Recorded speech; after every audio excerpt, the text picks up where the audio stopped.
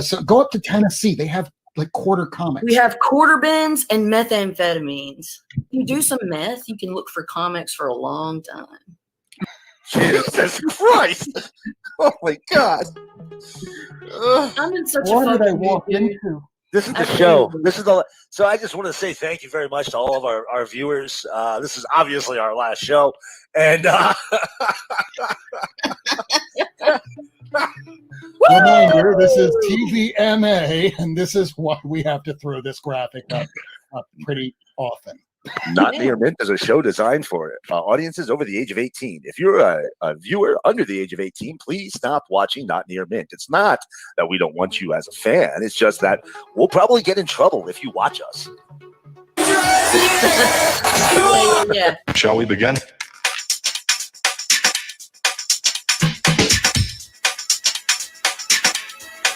Let's begin.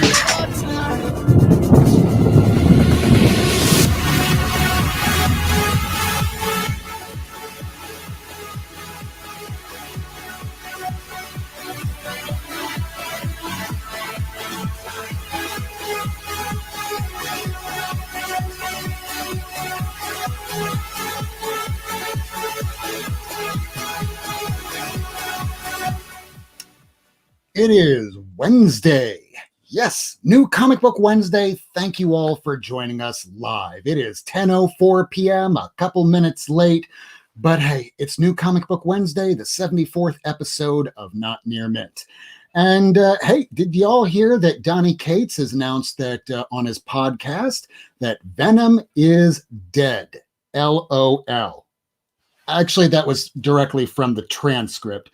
Marvel soon announced thereafter that his sister, Connie Dates, will be taking over with issue 201 of Venom Babies, starring baby Dylan Codex and his amazing friends. Also, HBO Max is making a Harry Potter HBO series, and it drove Mystic number 15, a cross-gen series most people have forgotten about, from about $10 to, let's take a look here. The last eBay sales have gone for $89. This was today, the 3rd of February. In order, these were the last sales for Mystic 15. $89.95. $64.95.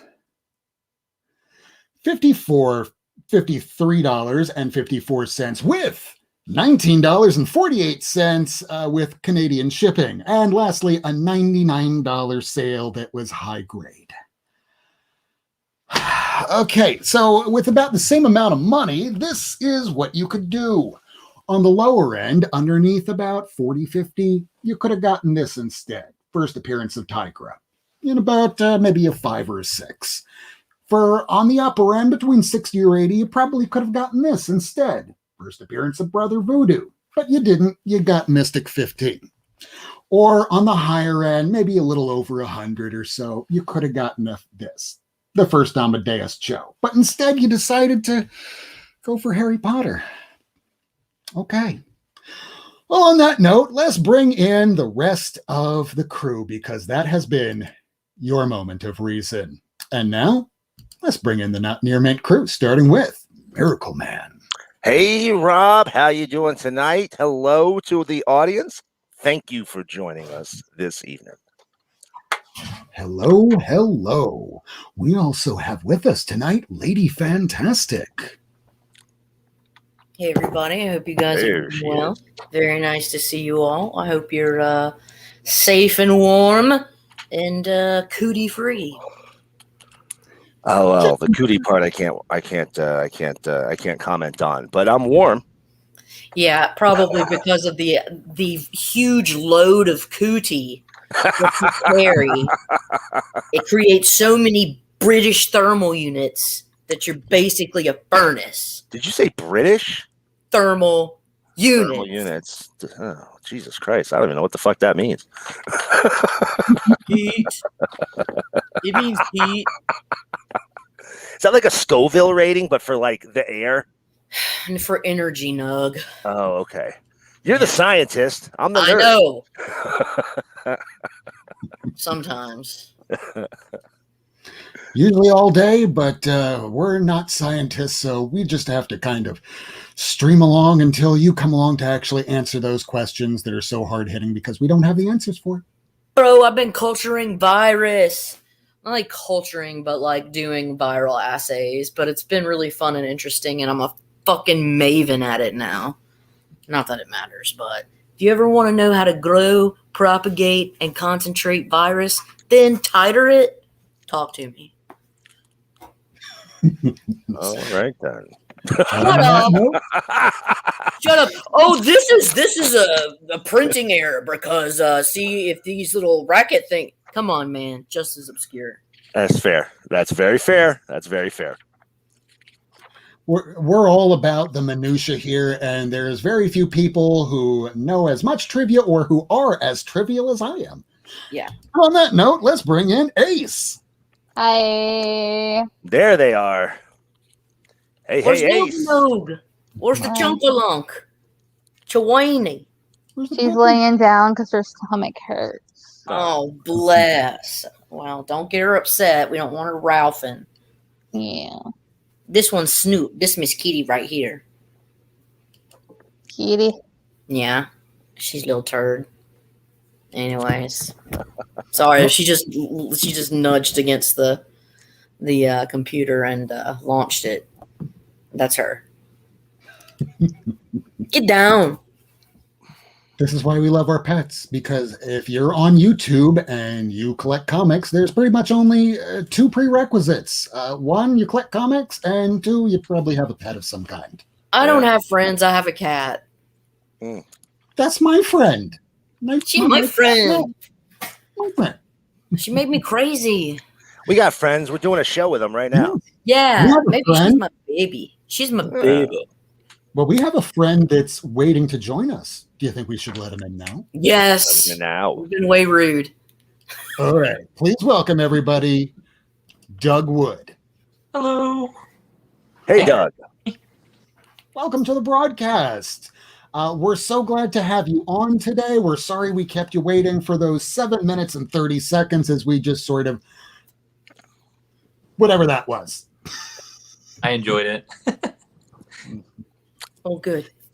That's good. Then you'll probably enjoy most of the show because we're typically aimless and just taking shots at each other. This is the Seinfeld of comics. That's an insult to Seinfeld. What did Seinfeld ever do to you? Yeah. All right. Well, I'm Elaine. That's all I'm saying. Well, thank you, everybody in the chat, for joining us tonight. Tonight, we do have with us Doug Wood. He is the creator of such comics such as Ultramax, Leap M, and coming up soon, Project Big Hype. So tell us a little bit about yourself, Doug. How did you get into the comic book business? What was the first thing that you read that made you go, I love this, I love comics, I have to do this? What got you into it? It's gonna be the same as everybody else. I think probably like an Alan Moore. I want to say like Miracleman. I think I spent the first part of my writing career trying to like do an ape version of Miracleman. Basically, I thought I could do some purple prose and be awesome like that, and fell on my face. I tried to lone wolf it for so long. I thought I could, I know what I'll do, and I'll keep doing it. I did the research, and boy, that's just not the way to go. I finally found like a comic book collective on Discord called the Comics Jam. And what we do is just we sit there and do like 1 page per week of comics, and just having 1 page, small singular focus really just kind of helped build me up, and I've just been trying to break out ever since. So your first comic book, which was your first comic book, and what was that like trying to put that out for the first time?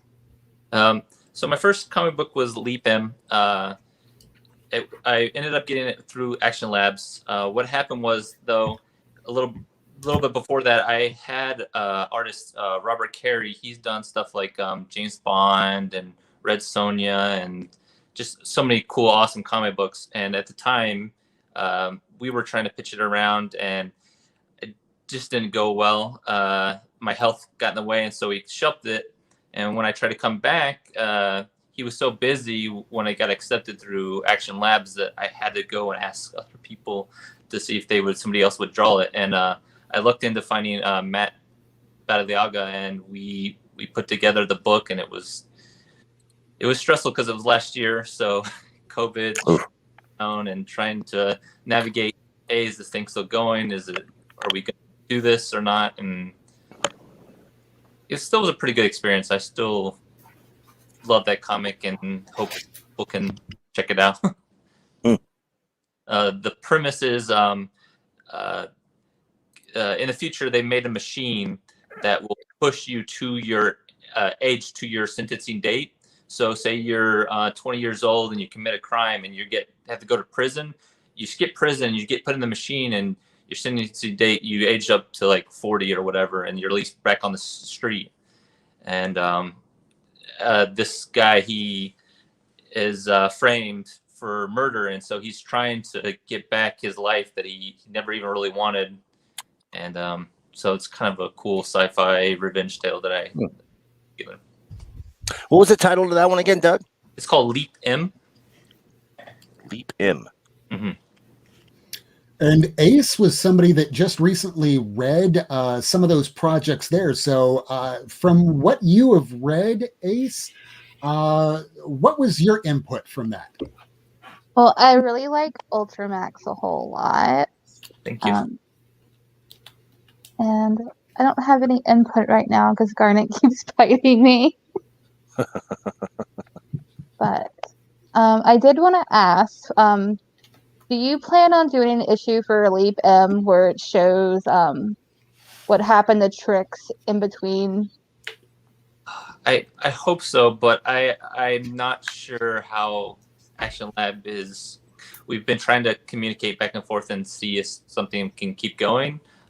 From what we know, we sold pretty well that first month for sure. We were up there along with some of their longer running stuff. So I really hope so. I hope so too. It was really good. Thank you. I also have a question. What kind of stuff did you kind of grow up reading and like cutting your teeth on and enjoying? And why did you decide to even do this? You know, like Sure. So I started. It's a lot of the big two. It's a lot of. I had some random issues of X-Men, some and some Spider-Man, G.I. Joe. I ended up being a veteran. I ended up jumping out of airplanes, and I think G.I. Joe was probably a big reason for that. So yeah, well, what else? Venom. Venom was probably like one of my first comic books. I begged my parents to go into the comic book shop, and there he is with that big, huge green tongue with weird goop coming off of it. And I was lying because they didn't like me to be into evil comics. So I was like, no, he's just Spider-Man. He's just wearing a black suit. Because I didn't know about Spider-Man wearing the black suit. Please let me get it. Has there been a particular like story arc that you were like, damn, like this blew my mind? Oh, blew my mind. Or just some that you thought, like a few that you can think of that like, hey, I really liked those. They resonated with me. Yeah. Go back to Miracleman. That one really spoke to me early. The Tom King?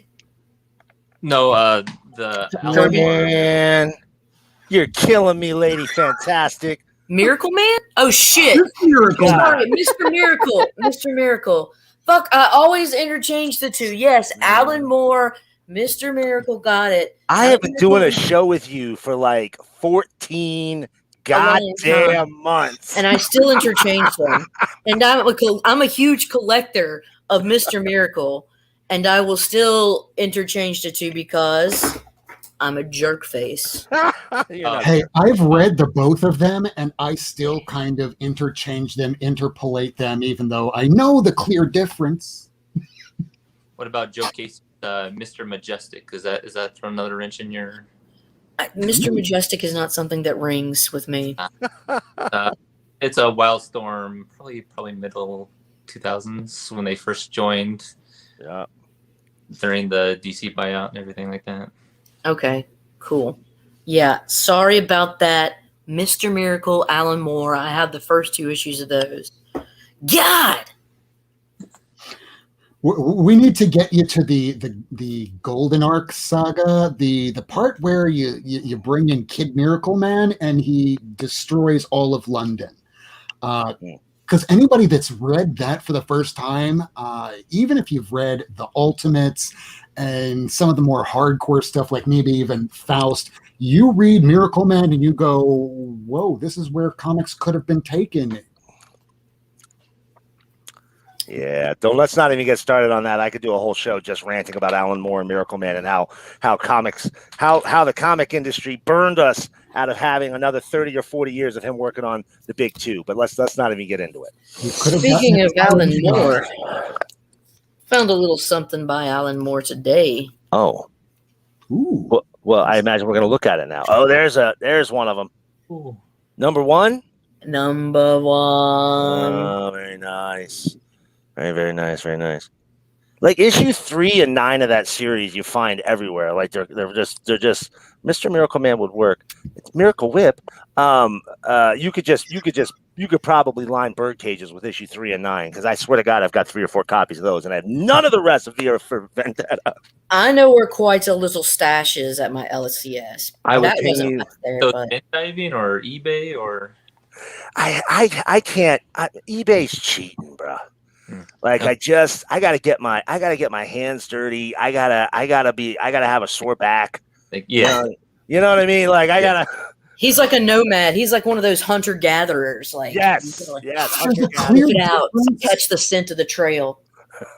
There's a difference between ordering off of your phone and going, "Okay, I get exactly what I want," but there's a different kind of thrill than going through a long box after a long box and going, "Oh my God, this is it." You're not searching eBay right. You're not searching eBay right. I pulled an Uncanny X-Men 266 out of a dollar bin this past year. Yeah, we know. And Doug, I'm telling you, nothing has made me that the whole rest of the year. Nothing else was as good as the feeling I got from pulling that Uncanny 266. It's a good feeling. It's a good feeling. Sorry, we're getting way off topic. Doug's here to talk about his project. I'm talking about stupid crap. Yeah, we're the ones over here on our show that we kind of go way off the rails, but this is kind of what we do. We like talking about our lives. It shows people what we're really like on the inside instead of just this is comic books. We're flakes. We are that too. We're vapid flakes. So moving on.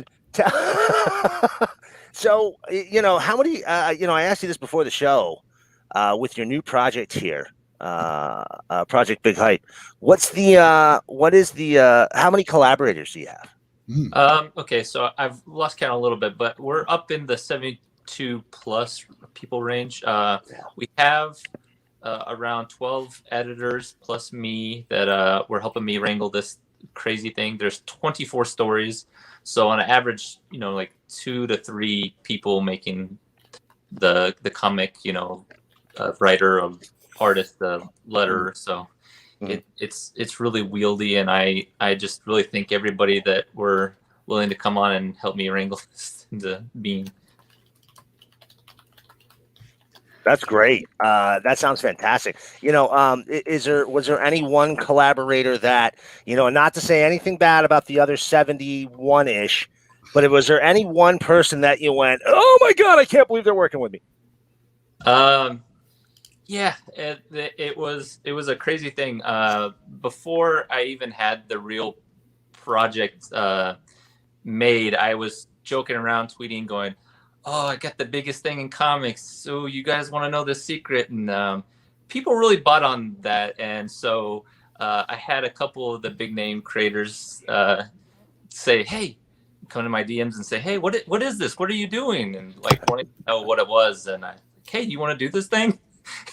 And it just worked out. So Very cool. I think all those people that I don't know, I hate to say catfishing, but kind of, but they got on board, and the people I just was shooting shots, and I was random DMing like big name pros, and I can't believe some of the people that said yes. So that's great. That's great. I posted. I can only imagine, because I posted a picture of my pickup from Strange Adventures. The last issue that came out, I posted it, after I read it and tagged in Tom and Doc and Mitch G, because I'm not going to butcher that man's name a 90th time.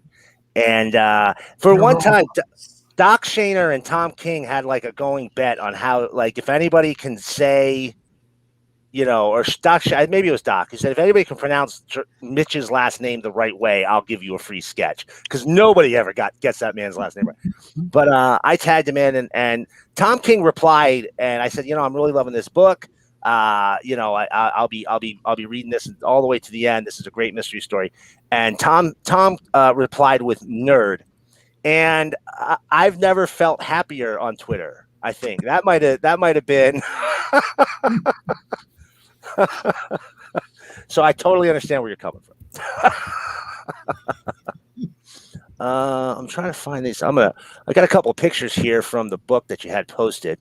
Sure. As doing that, let me give a quick summary. Go for it. It's 300-page comic book. It's crazy. We did it small, so it's manga size. It's black and white, because that's going to keep the cost low. We've got it completed, finished. I've shared with the group here, and it's kind of, everybody says in the industry, maybe we're heading the wrong direction. Let's try something new. And I looked to what industries are working that are comics still, and Shonen Jump is really one that people always talk about. And so I tried to do that. I tried to have something that people can come, if they want to keep going, they can. If they want to jump off on their own, they keep 100% of their creative rights to their stories. But I'm hoping it's like a spotlight to show people what it is. And so I just can say that this is Shonen Jumps for the Western comics people. And it's variety. So there's superheroes, there's sci-fi, there's fantasy. We even got some random stuff like westerns, and just about anything you could think of. Oh, that's very cool. Yeah, right now we have Miracleman showing some of the artwork. Yes, this is A.I. Miller. I was talking earlier about that Comics Jam. He was the person who started that. A lot of those guys, they were doing one-page comics every week, and I just really wanted to give them a spotlight, So I reached out to a lot of them. I paired them with the big-name creators I was talking about, like the big indie people, and people like David Pepos, if you know him. He just did Shock's Scouts Honor. He just did a Kickstarter called Oz that was big, it blew up big. And I was pairing people together, and anyway, sorry, I got sidetracked, but A.I. Miller, he's an amazing artist, and I just wanted to have a chance to showcase, what he's about, and, thank him for starting what he did. Yeah, that's a fantastic piece. I absolutely love that one. I got another one here for us, another piece I think is really, really cool. Everything is on this one. Everything that you see on this one is the composition, the layout, the light source. I would love this on a shirt. I would wear this every day. You're weird, dude. What picture are you seeing? Not that picture. God, I'm such a boomer. Here we go. No, you're not. You're cuspy. There's that. I'm pretty cuspy. But look at that. Look at that piece. Ooh, Some conquistador, isn't it? Yeah. Okay, some so flintlocks. that's That's artist Centerman. I love his art dearly. Stay tuned soon because he is going to be announcing a big book with a big company. I can't spoil it yet, but he is great, crazy. We sent him an 8-page script, and he said nope, and he turned back a 20-page art for that 8-page script. Wow. And it's all this level of detail. It's so good, and it's brutal, intense. I couldn't thank him enough for agreeing to do this because he reached out to me. So, you know, I love anything that is like a period piece of battles. You know, Same. Avatar did a great book. I'm not going to say the creator because he turned out to be a creep, but Creasy. I don't know if you're familiar with that book, but it was it was basically so it's basically based in a French 16 maybe 1500s.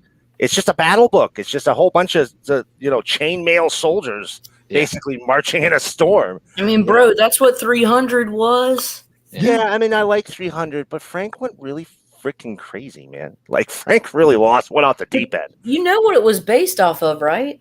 300? Yeah. I figured his favorite trip to the baths. No, that shit really actually happened in history. Of course that really happened, yeah. Okay, I didn't know if you knew. Oh, I know. I mean, it didn't happen like that, but... Right. You mean what I love most about it was the fact that they took a very, very thin, small book that would take really no more than half an hour and made it into a 2-hour movie. Go Hollywood. That I didn't watch. I like that movie. I did like that movie. Yeah. I like the movie. So there's this one now, and I don't know what's going on, but it looks very samurai-y. This is the same artist. This is Centerman again, and yeah, it reminds me somewhat of Eric Powell with the face. I don't know why. It just kind of does a little bit. Yeah, it's got some similarities. Just a dude, but the dude in the background, it's more of like Stan Sakai or something. Oh, wow. Some of it, I was even sort of reminded a little bit like Jeff Smith from his work on, Bone and, oh, God, what was the Tesla one? Oh no. Yeah, I'm forgetting it too. I love it. Wrestle. Yes, that's, oh man, that one. There you go. That's the one I would say. That one really spoke to me. I love that book so much. Me too. The artwork with black and white, I've always just been a fan. And even though Walking Dead right now is being put in color, I'm still always going to be preferable to the black and white because it's for artists. Looking at other artists, you get to pick up on so much more detail on the black and whites than you ever would with color to just sort of rub out little bits. Grayscale. Grayscale is where the genius is. Oh, yeah. My friend let me borrow his Savage Dragon archives. Oh. Carson's inks, man. Oh, I was like, this is so amazing. I love Larson's work. I'm quite the Savage Dragon fan. I don't know if you could tell from the books I picked up. I showed you earlier. But my friends here have helped me find quite a few of them over the past year or so here, because boy, some of them are tough to come by.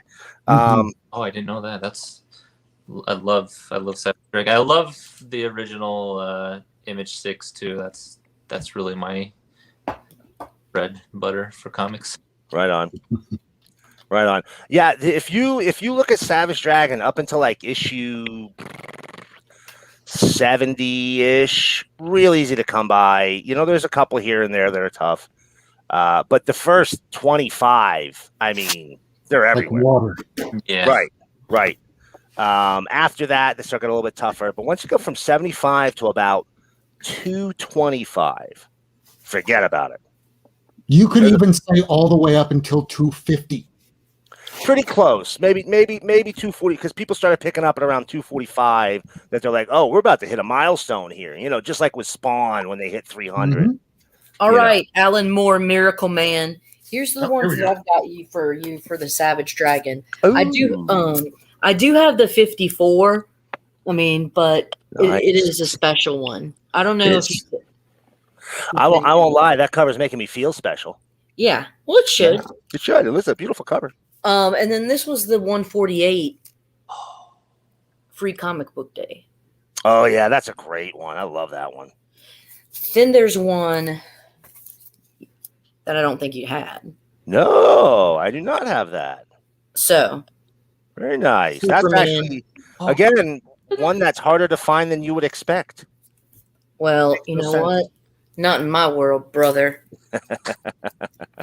Thanks, homegirl. So what does it say? Very Superman. cool. Saves. Oh, look at that. It said Metropolis. Carl Carl Kessel. Kiesel, John Bogdanov. Bogdanov? So I got followed on Twitter the other day by John Bogdanov, and I don't know why, because I hadn't said anything about him in forever. But, you know, you get followed by one of the pros like that, man. Oh, that's so good. That feels so good. Yeah, and then Now you can this is say you the talked about J2. him yesterday. Right? But anyways, Thank you. So, you know, if you could go back in time to before you started this path to the Kickstarter here, would there be anything you did differently? Oh yeah, man, there probably gave more lead time to artists. I researched, you know, and I talked to people, I talked to artists. I said, hey, how long? Because I should say some of the stories are anchored by the prose, and I did like some of them are 20-page stories, so it's almost like a full one shot inside this book. And I talked to some artists, and I said, how long does it normally take? And I kept carrying back around 3.5 months, and that still wasn't enough for some people, and you know, totally understand. And I don't want to crunch anybody. This is not any place where we need to crunch artists. So I would have put a bigger calendar. So I didn't start announcing, oh, and back in October, we're ready to go. And we were not ready to go. It's almost like learning from the big boys like Marvel, DC, and Image way back in the 90s that just could not get their shit together on time to save their life. Aren't we still waiting for Wetworks #2 to come out? I probably.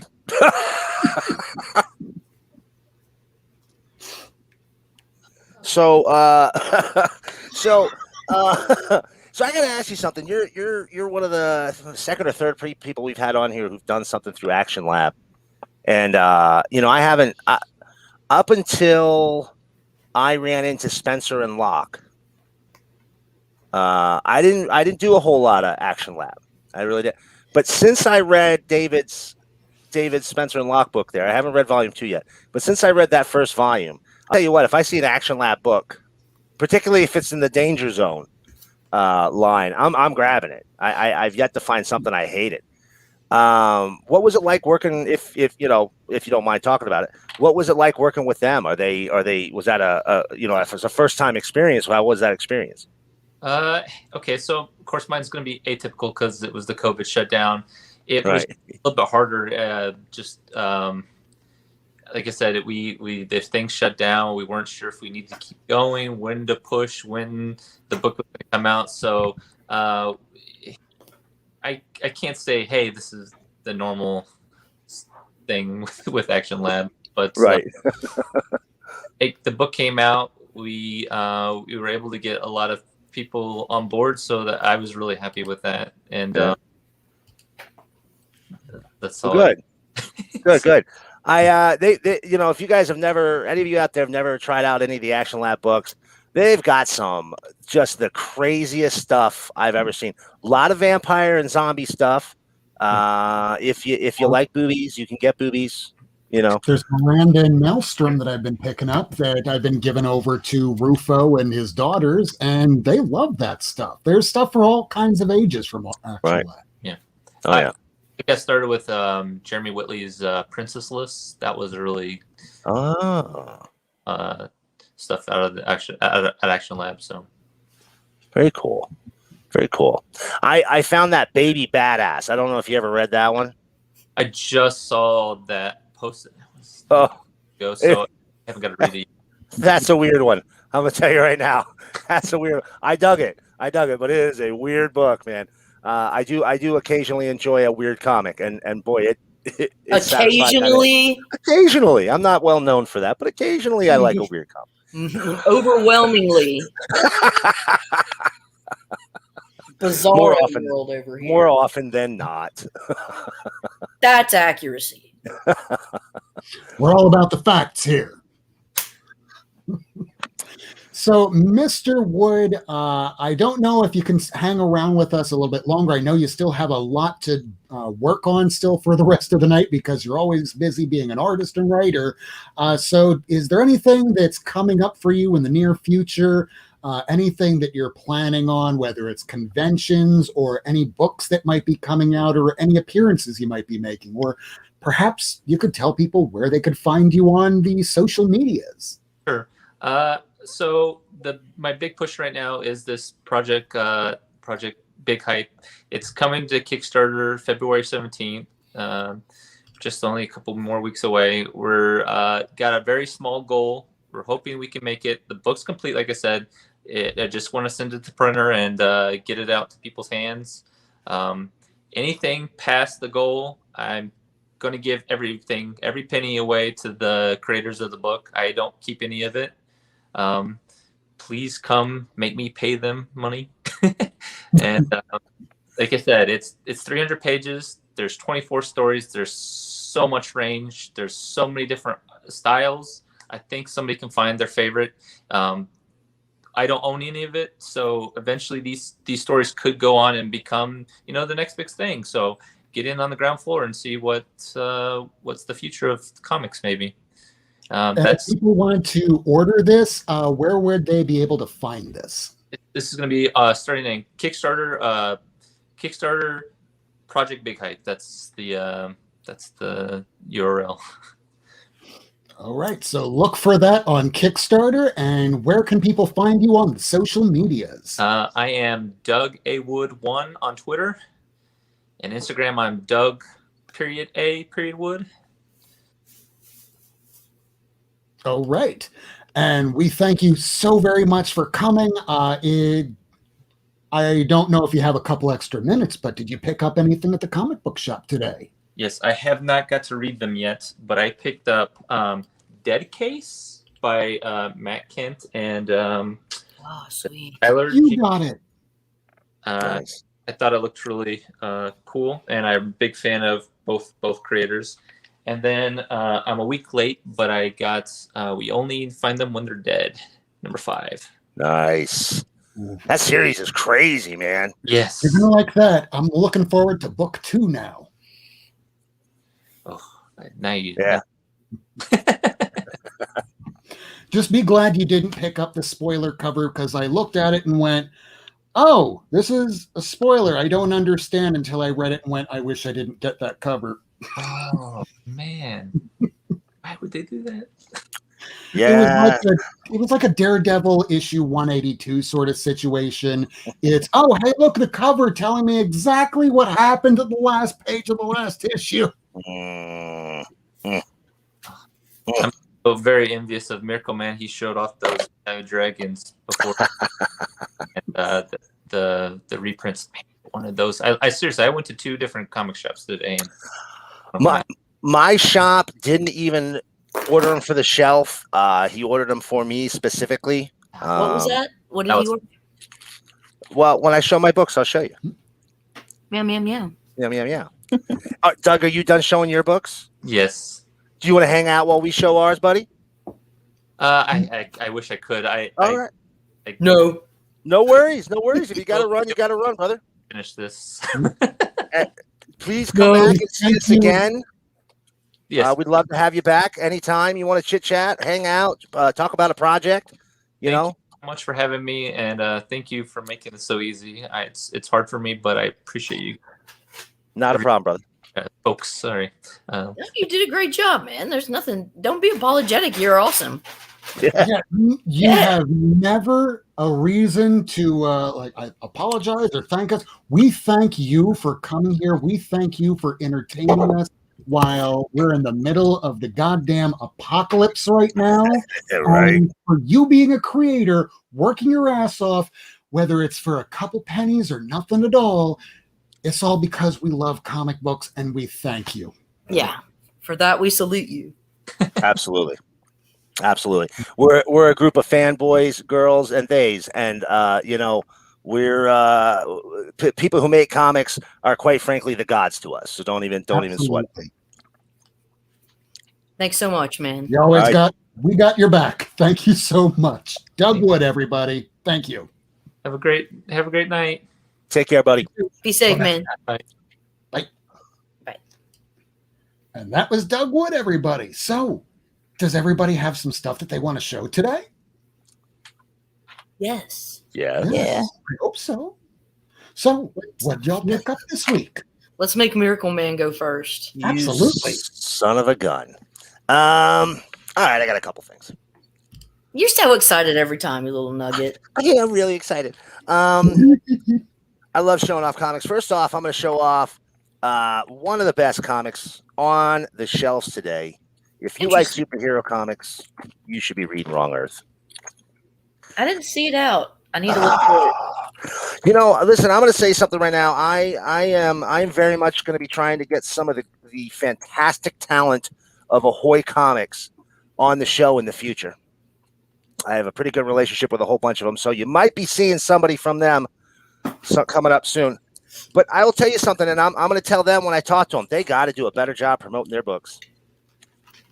The Wrong Earth, the original Wrong Earth title was Ahoy Comics' launch title when they first started.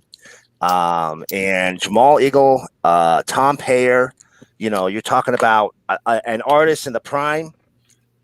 And, a writer that's been around the block so many times that he's done everything from Superman to Uncle Scrooge. It's a team that knows what they are doing. They make great comics, beautiful art. It's a fantastic story. Hey, Planet Arizona, hope you're having a fantastic new comic book day. The premise, if you don't know, here's your Frank Miller Dark Knight Batman, and here's your Adam West Batman 66. They cross Earths, they swap Earths, they go through mirrors on either side, and the first book is their adventures on each other's Earths. Then they did another book, I think it was called Dragonfly and Dragonfly Man, where they kind of showed them having the same adventures on their own Earths. So it was the grim and gritty and grimdark version, and then it was the lighthearted Batman 66 version on the other side. And they were fun stories, and now they're back. This is a direct sequel to the first one. I don't know a single person that asked for this book. Other than you? Right. And I'm telling you, it is hands down one of the best superhero titles on those stands today. Mm-hmm. So absolutely, guys, get this. Get the first Wrong Earth. They're great. It's a great book. We got a little DC Future State. Had to get this Swamp Thing 2 cover. You're a great book. That's true. I am. I'm with you on that, Arizona. This was a big day, a big week. These Future State books are killing me. Oh, hey, Dog Take, man. I was just looking at your freaking IG posts. Oh, cool. I was mean a lurker. I was mean a creeper. God Tank. Nice. Yeah. Marvel was like this. DC was like this. Yeah, my problem is I am all in on the the Future State books. There's a couple I'm not getting because I didn't have any interest. But you know what's going to happen is I'm not going to get one book and then I'm going to be like, oh, that was the one I should have gotten. So here's Swamp Thing. Pretty cover. Take out the green, and that's basically what it looks like outside my door, right there. How much did you get? How much snow did you get, man? Some. Like 8-9 inches. All of it.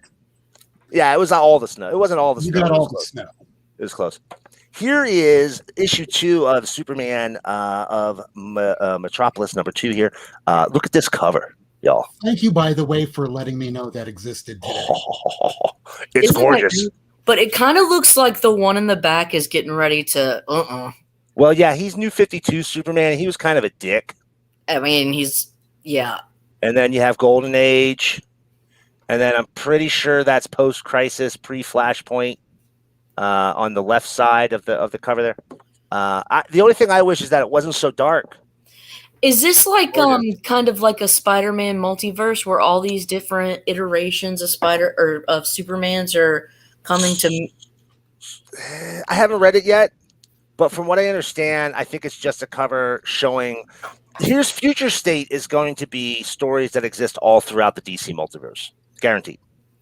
Some of these are going to be direct continuations. Like they're gonna start building. Like I already looked at the Suicide Squad, the ongoing series that's supposed to launch after Future State's gone, and you know they're starting to set the foundation to get us to where the Suicide Squad story was. Okay, if you could give me a Marvel homologue to Suicide Squad, what would it be? Oh, Thunderbolts. Not Okay. the beginning of Thunderbolts. The last 100 issues of Thunderbolts. Warren Ellis Thunderbolts. Right. Not Kurt Busiek. When Venom, the Scorpion Max Gargan version of Venom joins the team. Radioactive Man is on it and all that. It's basically that's the analog. That's the analog. And then this was a little bit older, but I finally there you go. That's that Batman annual. Here's Wonder Woman 2. I love this character. Avengers 42. I hear there's a big spoiler on the last page, so don't skip to the end, guys. Make sure you read it. Somehow I missed next Batman number 2, but I got number 3 here. Now here is. Oh wait, hold on. I'm gonna do all the regular stuff here. Ha ha, ha ha. Hey, if you can get another copy of that, I'll pay one for you because I can't get a copy of Haha anywhere, dude. Oh yeah, I'll keep an eye open for you. Yeah, thank you. Oh, lady, you need a haha? Yeah. I'll throw it in your pile. Thanks, Rob. There's an Immortal Hulk 42, 43. Gotta love those Alex Ross covers, man. Bro, I got that same one. Beauty. Oh, it's fucking sexy right there. Mm-hmm. Sexual chocolate. And then the Flash, Future State. Listen, the first issue was drawn by Eaglesham. It was gorgeous. This one, the art is still great. It's not Eaglesham art, you know. So take that. Now here's my funky stuff. Y'all ready for the funky stuff? No. Absolutely. Oh, your fruity tooty stuff. Cave Woman Metal Age number 1. Now let me ask you, ladies, if you're wearing a leopard skin bikini, would you also be wearing a G-string underneath? 100%. Who doesn't? I mean, that's true. I know I do. Yeah. Just want that extra support. Listen, you never know. Extra support. You never know. Maniac of New York, a new number 1 from Aftershock. That one wasn't there. I got skipped. Is it good? This might actually. What up, Sax? This might actually be my top pickup of the day today. I read this story front and back. I read all the follow-ups. It was bomb. Who wrote it? Elliot Kalin. Interesting. Andrea Muddy does the art. It's kind of like a very washed out style art, but really works for the story. And, well, I like it. It's watercolor. Yeah. Like. Yes. Like David Mike. And the whole book's like that. And on top of that, my favorite letterer, Taylor Esposito, worked on it. Okay. Listen, you gotta have a favorite letterer, favorite colorist. Right now, Tamara Bonvillain, she's knocking it out for the favorite colorist. These are my last 2 new pickups right here coming up next. All right. And then I got 2 back issues this week. Only 2. What? Anthony, I would agree 2 bikinis are better than 1. Only That's 2 back what I was issues. thinking. Fauci says that. You got to double up. So the very first appearance of Savage Dragon was in a book in 1982 called Graphic Fantasy. I don't know how many were printed, but I promise you won't find any.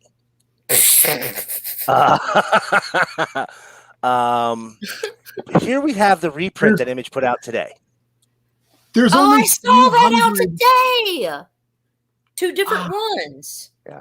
300 in existence of the original. You're going to be paying like upwards of $2-3 grand if you find the original. And if you find it, send it to Miracleman. Right. Now, here's the thing. For Savage Dragon casuals, we'll say, or those who are unfamiliar, Savage Dragon started off as a cop. I think we all know that. That cop had a kid who was also a Savage Dragon. And the original Savage Dragon eventually was jailed and died. And he died. And now it's his son. His son who's got like this hot little Asian wife who like does the craziest, like she's crazy sex girl. She's just a total nympho. And now here's the thing though. A few years ago in Savage Dragon, they had their own Crisis on Infinite Earths. We'll call it Crisis on Infinite Savage Dragon Earths. Okay. And just like in Crisis on Infinite Earths, all of the Earths of the multiverse were pushed together into one Earth. And all of the duplicates were pushed together into one dominant analog of all the characters, of all your versions. Okay. The original Savage Dragon was dead. This fella with the short, stubby fin is now running around the Savage Dragon universe, and he is saying how he knows all of these things from this version of Savage Dragons. Stop that. From this version of Savage Dragons universe, because this version is a little bit different. The history is a little bit different. His daughter's name is Angel, whereas Angel is a lover for Savage Dragon in the main title. Hey, so Stony. Sorry. Both Stoney's here. What up, Stony? So we got Graphic Fantasy 1 and 2 came out today. Oh, nice. Fantastic. So excited to get my hands on those. Maybe that's what came out today, too. Did that come out today, too? It did. Yeah. So I saw both of those today. I think both of them came out. The first one was like, what, a $10 book? And if you weren't a Savage Dragon reader enough as it is, and the Obama cover, or not Obama, the Biden cover wasn't enough to put you over the top to start picking up Savage Dragon, they were probably not going to be ordering extra copies of a $10 book. Right. It's pricey. You had to want this book. Nobody was picking it up off just either one of these was just picking it up randomly. That wasn't going to happen. Although I'll tell you what, if I had seen this original book when it came out in 1982 with this collection, this odd motley, because this is an exact repro of this odd motley crew of characters, I would have bought this book all day long. What the hell were you doing in 1982 besides acting goofy? I was 5. There you go. So Piss in your pants. My only two. He was spinning in circles, getting high. I said I was 5, not 19. So here we have the only 2 back issues I picked up. Now, first one, this one's kind of weird. Everybody's familiar with the Who's Who from DC, right? Oh yeah, it's the DC version of the Marvel Universe Handbook. Okay. Yes. So they did like 4 regular volumes. And then in 1990, they came out with a new volume. And for the only appearance of the Vertigo characters in a Who's Who, and it was in a square-bound 3-ring binder format. Interesting. This is the only Who's Who appearances of the Vertigo characters of the Grant Morrison version of the Doom Patrol. You even have, there's Cliff, there's Danny the Street. And this was made to come apart, so they come apart very easily. All right, it's just a glue line, okay, like a tablet, like an old school paper tablet from back in the day. And they peel apart really, so you got to be very careful. I found a shop that's selling these at cover price, and he has almost every single one of them. I'm talking like 10 copies of each. It's a shop that they lost their diamond contract because the owner was a douche to his rep just one too many times. So they can no longer order new books. But the guy's got stuff coming out of his ears. If you know what you're doing, there's great stuff. And that's where I found those Watchmen books from the other week. Oh, cool, man. Here is the other book I got. Again, same shop. Okay. And it's not quite as high grade as I thought. There's some slight marking on the cover and some very light rusting around one of the staples. Meow. But there she is. Dave Stevens cover, the 3D Zone number 16. This is a 3D comic. Okay. It's not exactly a wrap cover, but it is a front back cover. I'll show you the back here real quick. This was actually used as a cover on Vanguard Illustrated number 2, I think it was. I have that right here if you want me to grab it. Yeah, grab it. I've got mine, but it's buried. This is one of the few Dave Stevens covers I did not have yet. This is a book that routinely sells in the $60, $80 range in a high grade, and I grabbed this bad boy. Ace, you're going to be proud of me. I spent some money here. I grabbed this book for $32. Nice. And you know what? That's why it was the only back issue I got. I went in with $40. I got these 2 books. So I was here's trying to get it all. this There it is. version of that cover. It's a gorgeous cover. It's a gorgeous cover. So that's it. That's everything. Here I was talking for, look, it was only like 15-ish minutes, Lady Fantastic. I know, Yeah. man. I didn't have to like crack the whip once, dude. You know I love you, dude. Oh, I know. I know. I can be tempestuous. Like I can be a grumpy butt. So it's not always your fault. It's actually probably never your fault. I'm just an asshole. But Oh, I love you. if Oh, you know I Planet love you too. Arizona Comics likes Dave Stevens, you'll like this new upgrade that I did to my room. Oh, yeah. Show them. Yeah. So it's a little harder to see, but the previous one, it overhung the door, and the cleaning lady last Friday came in, opened that door that you see right over there, and knocked all of them down. Mm. Luckily, not a single one took a corner shot. Thank God. She just comes out with a giant stack going, and the squeal from my voice was, it said everything. Oh my God. You're so funny. All right. Ace, you or me? I don't know. How many books do you get? 10. Show them. Let's see him, All right. bro. Let's see him. First, but an actual book. Meow. Does that Catwoman steal jewels and scratch mean men across the face? Yes. Nice. Part of the DC Icon series. Oh. So. No, it is actually Catwoman. Yeah. Yeah. I didn't realize. Yeah. 2 of my shops did not get books in the day because we had some snow issues and everything's delayed. So didn't get everything. But got Buffy. Nice. Didn't get like over and win it, but it's fine. It's fine. Yeah. Engine Ward. Cool. Harley and Power Girl. Ooh. Sweet. Luna. Nice. Then the B cover for Luna. Lucky. I know. Resident number 7. If you're not reading this, holy shit, this series is good. Sea of Sorrows. Yep.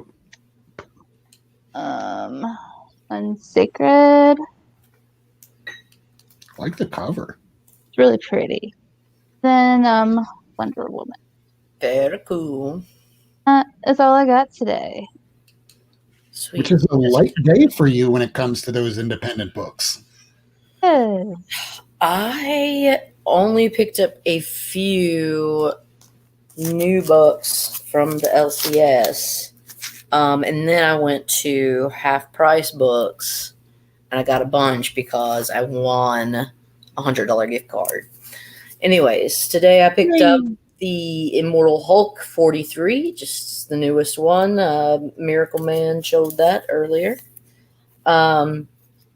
Avengers issue 42. I was able to get the badass like Black History Month Blade variant, so I was pumped about that. And then this is like from last week or the week before last, but it had been sitting there, and I said like today, if that's still sitting there, I'm getting it because I like it. I like it, and I have 25 from a kind because Rob gave it to me. Thanks, Rob. And I was able to get Strange Academy number 8. This is the Art Adams, I think, character spotlight. Oh, yeah. And I also was able to get, this is the Humberto Ramos and Delgado Mardi Gras variant cover. And oh my God, I just love it. Y'all, I went to LSU Baton Rouge for my undergrad in college, and Mardi Gras in New Orleans was, for what I remember, that was great. I had a great time. It's a beautiful place, a lot of culture. The air is electric. Now, here's some chunkage. These are the ones that I got. Thank you, God Tank. See, you're an artist, and it just like pops. These are what I picked up with my $100 gift card that I randomly won. Thank you. Thank you, Planet Arizona. So this is 1999, The Crow #1. I do not collect this, but Robert, the G-Man Galvin, does. And so anytime I am out, I try to find him stuff. So I was so pumped that I found that for him, because it's harder to find. And like, I just get excited about it. It's little things. Divergence won free comic book day. I don't know, I've seen it around, and it was $1, so I picked it up. It's me no Dark Side. Rob, do you have this? I think I might, but I would really have to look. I know that I have the rest of the Divergent series. And then this is a variant for Red Sonja. I can't remember what her name is, but it's not. Something I can't remember. But anyways, I picked it up today. Thought it was really cool, and thought it might be a good auction kind of thing. Ooh, yeah. Morning, Sana. Oh, I'm collecting this run. All new, all different Avengers. So this is issue 4. It's rad, and it's not very good. The art is it's Alex Ross, right? I mean, yeah. And I think Planet Arizona says that Divergence issue, that preview, is the first preview appearance of Grail, Darkseid's daughter. Thank you much, sir, for that. And then I also found issue 7 of All New, All Different Avengers. It's not in the best shape, but I was happy to find it because I'm trying to put it together. And Black Panther #1, second printing. Whee! So I have first print of it. I found second print. Now I'm excited. Also, this is fun, and this is gonna be like an auction thing, but I found Eastman and Laird's Ninja Turtles meet Archie. Holy crap. Newsstand. And it's a wraparound cover. Is that Dan Parent art? It says DeCarlo and Brown. DeCarlo's a winner. Yeah, so there. But yeah, Josie and the Pussycats are on the other side, like playing a concert. And yeah, anyways. Hulk 205. Well, I needed to get this for my collection. And yeah, they just happen to have it. Black Goliath number 2. It's not in the best shape, but I was just very happy to find it. It's a little harder to find, so I picked it up. Great issue. It's just beautiful inside. Meow meow. Hey, lady. Hey. Guess what? What? We're all watching WandaVision, right? Yeah. No. So we're kind of hearing that there might be a new cast member or somebody that we've seen before kind of make an appearance, right? Right. Lawrence Fishburne with Bill Foster. Black Goliath. We might be getting a Black Goliath coming soon to MCU. Weird. That'd be crazy. Last three, bruh. And so this one, It's fine. Why do you scream like a little parrot? That's the sound that I made when I saw those drop Dave Stevens. Secret 6, number 3. It was just a really cool, like, cover. It's from 1968. I had a free gift card, and I was just getting the cool shit that they had. So, enough said, right? That is the coolest goddamn thing I've ever seen in my life. Really? Are you just fucking with me? I'm not fucking with you. I love those Secret 6 books. Do you? They're so weird. Wow. Did you actually look at that book? How could you not think I would love that? I loved it. I thought it was beautiful. That's gorgeous. Well, thank That's you. gorgeous.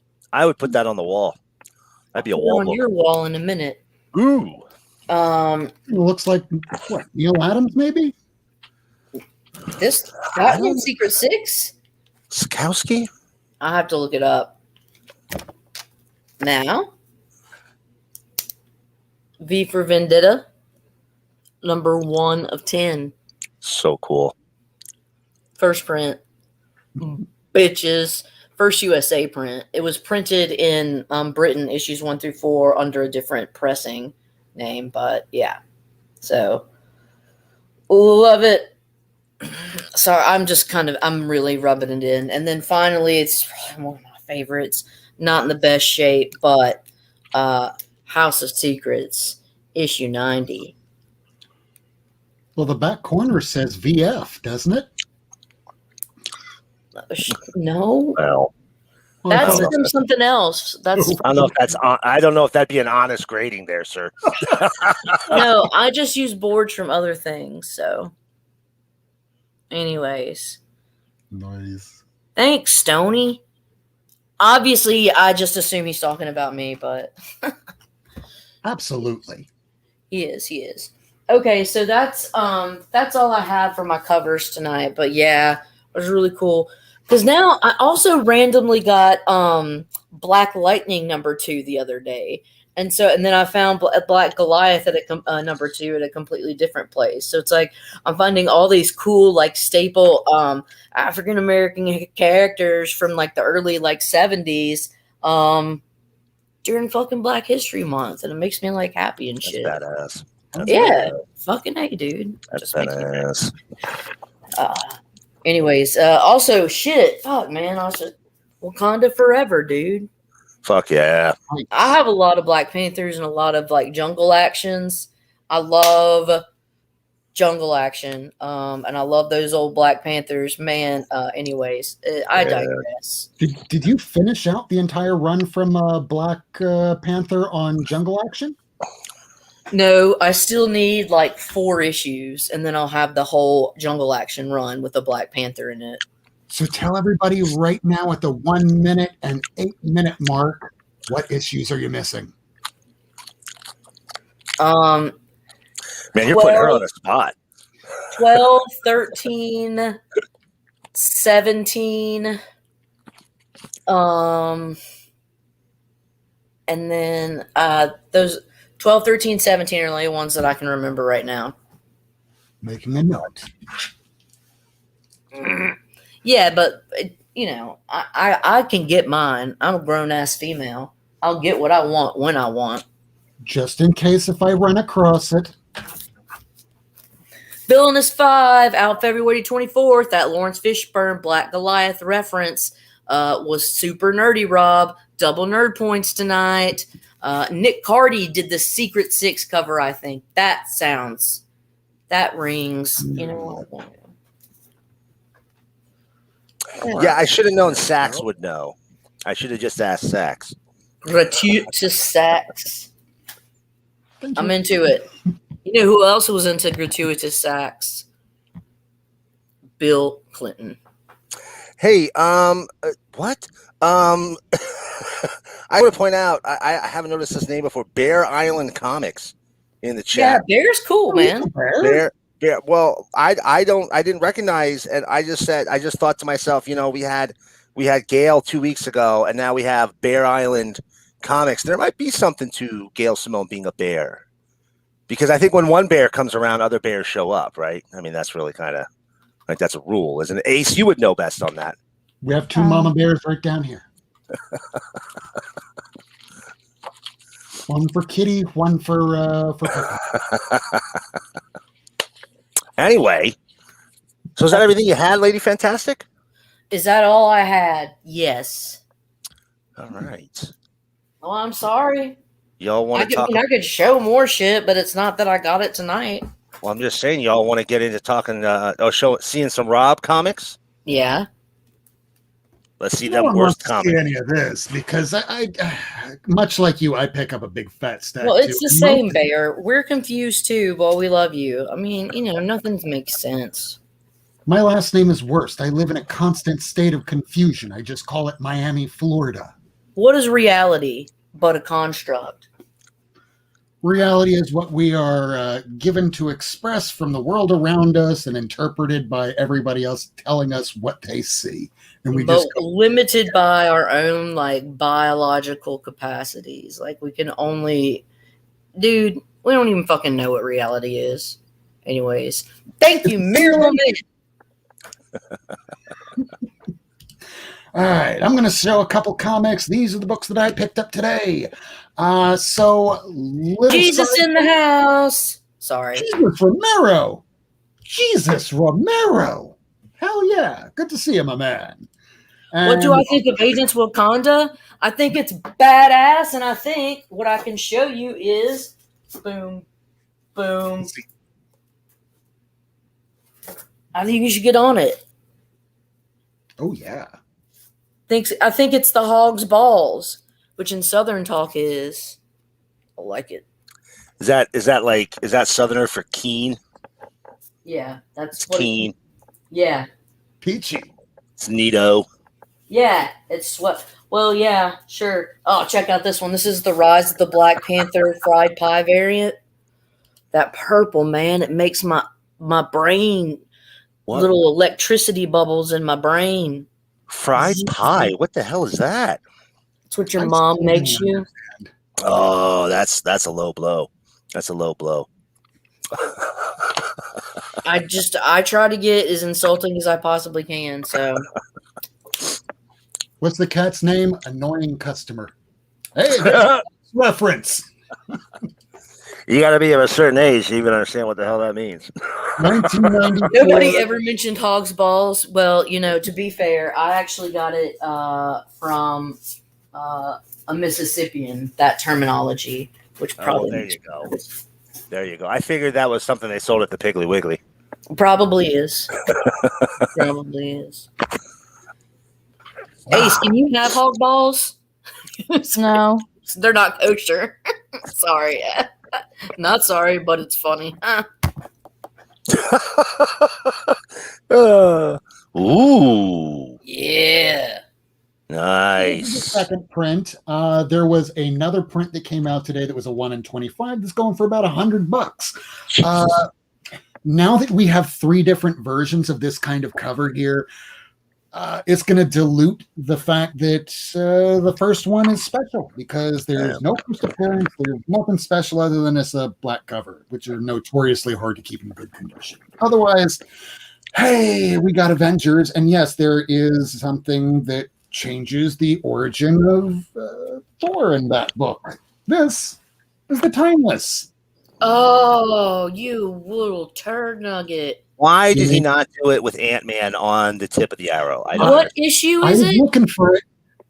What issue is that? It's Avengers 42. Damnable. Tarnation. Do you need So this? that's what I got, issue 42. Which one did I get for 40? Oh, I got the they didn't have that one there. I had the Blade one. Oh, okay. Yeah, the Blade one. Do you need the Timeless? No. And Okay. I don't need any of this shit. But I love it. I just ask because I want the offer there. I'm good just having one copy of something. A second print is a little bit of a different story, but I like the Timeless variants, but I'm not trying to collect all of them. It's just nice to get it. I have I just got a black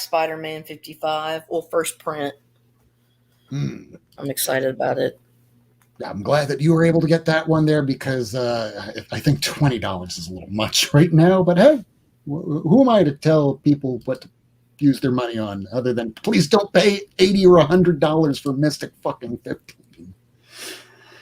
All right, here's the rest of everything else. Black Knight, issue number 1. I haven't read this. This is part of that King and Black storyline. Also haven't read even the first issue, Gwenom versus Carnage. There's a second print that's coming out, I believe, next week that looks fucking beautiful.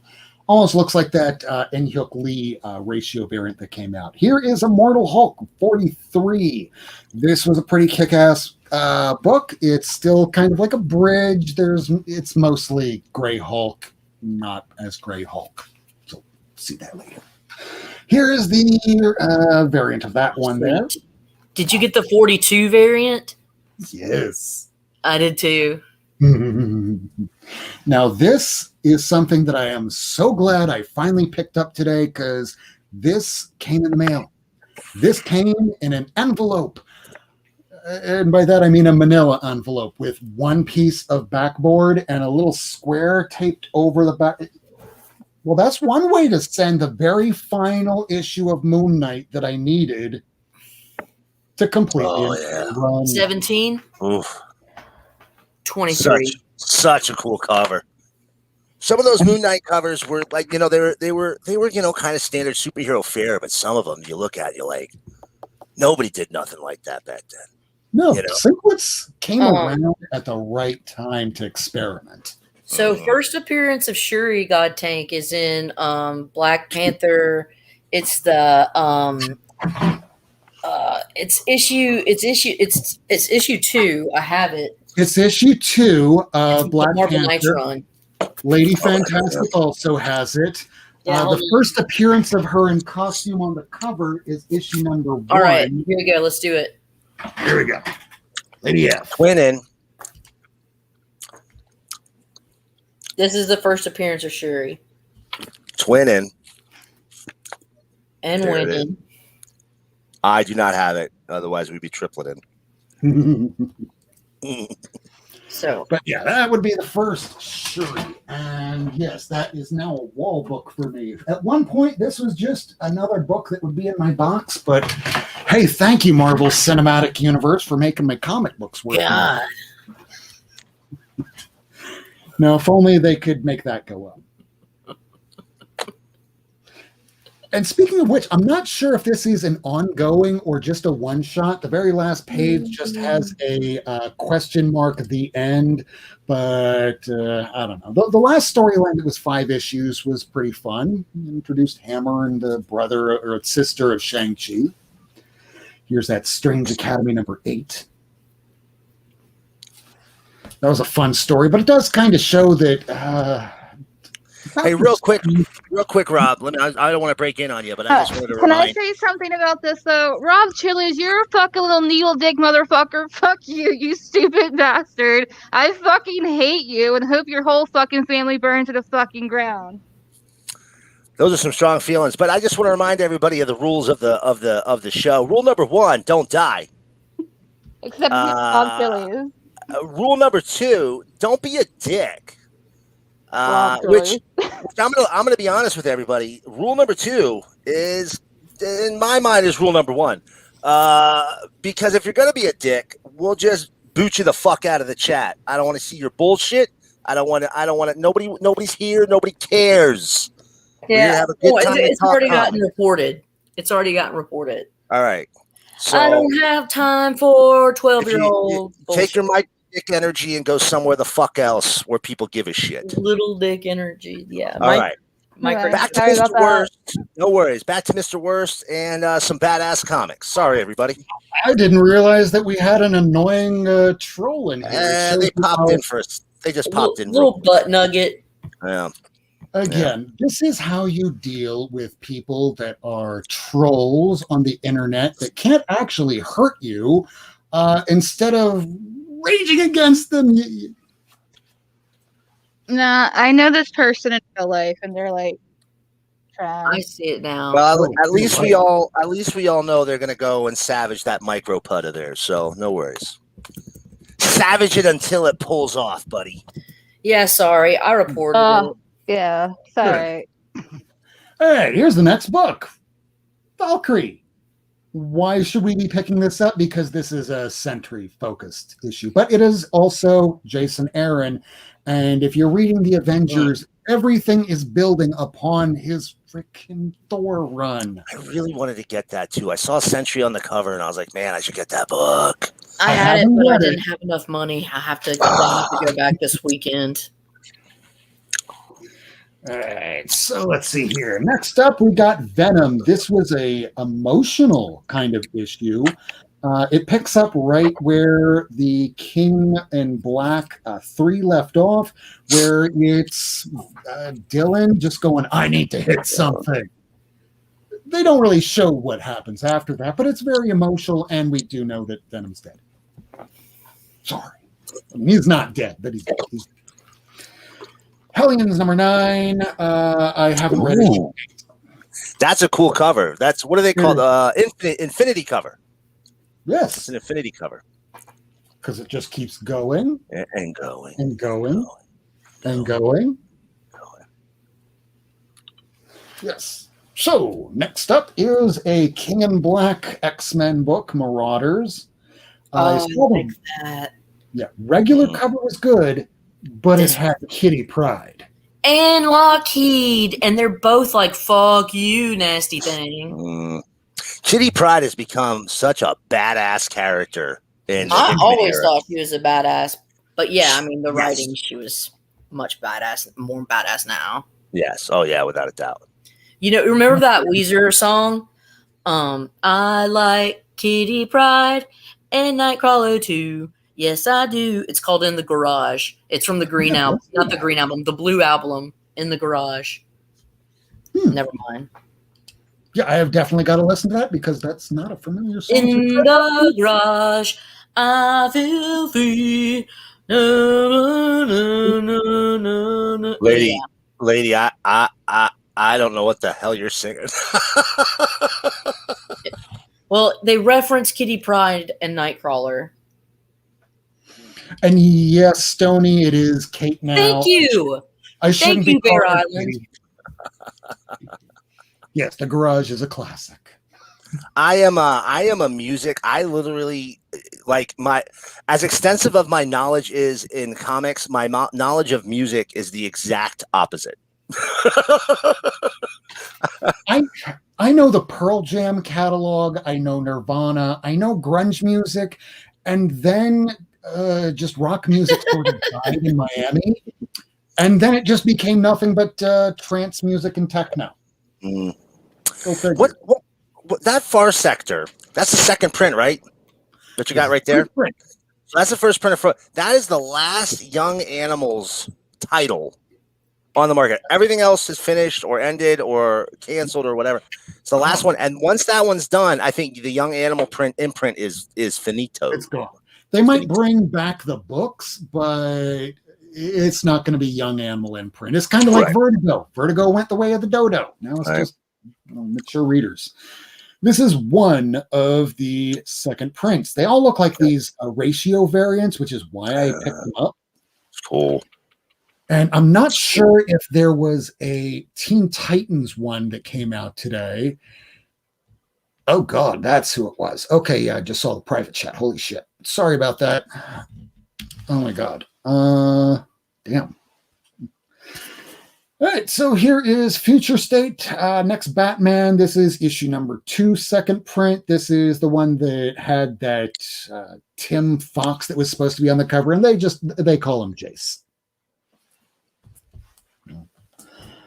Next State, or rather Future State, Next Batman number 3, and I still need to be reading this. The first issue didn't really strike me, and I'm hearing from others that some of these stories are a bit underwhelming, but nevertheless, I'm seeing where the characters might wind up leading to in the future. Like right now, we know that Flora is going to be becoming, Wonder Girl in a long-running series coming soon, or at least for Infinite. This is Future State Flash 2. Oh, well, thank you very much, Tori. And hopefully Ace will come back. Let's see here. This is the Future State Harley Quinn second print. And out of all of the Future State storylines so far, this has been the one I've liked the most, strangely enough. And I'm not a huge Harley fan. And yes, I know I'm saying that as I have the newsstand edition of her first print out there. But here's the second issue. Yeah. In the garage, I feel safe.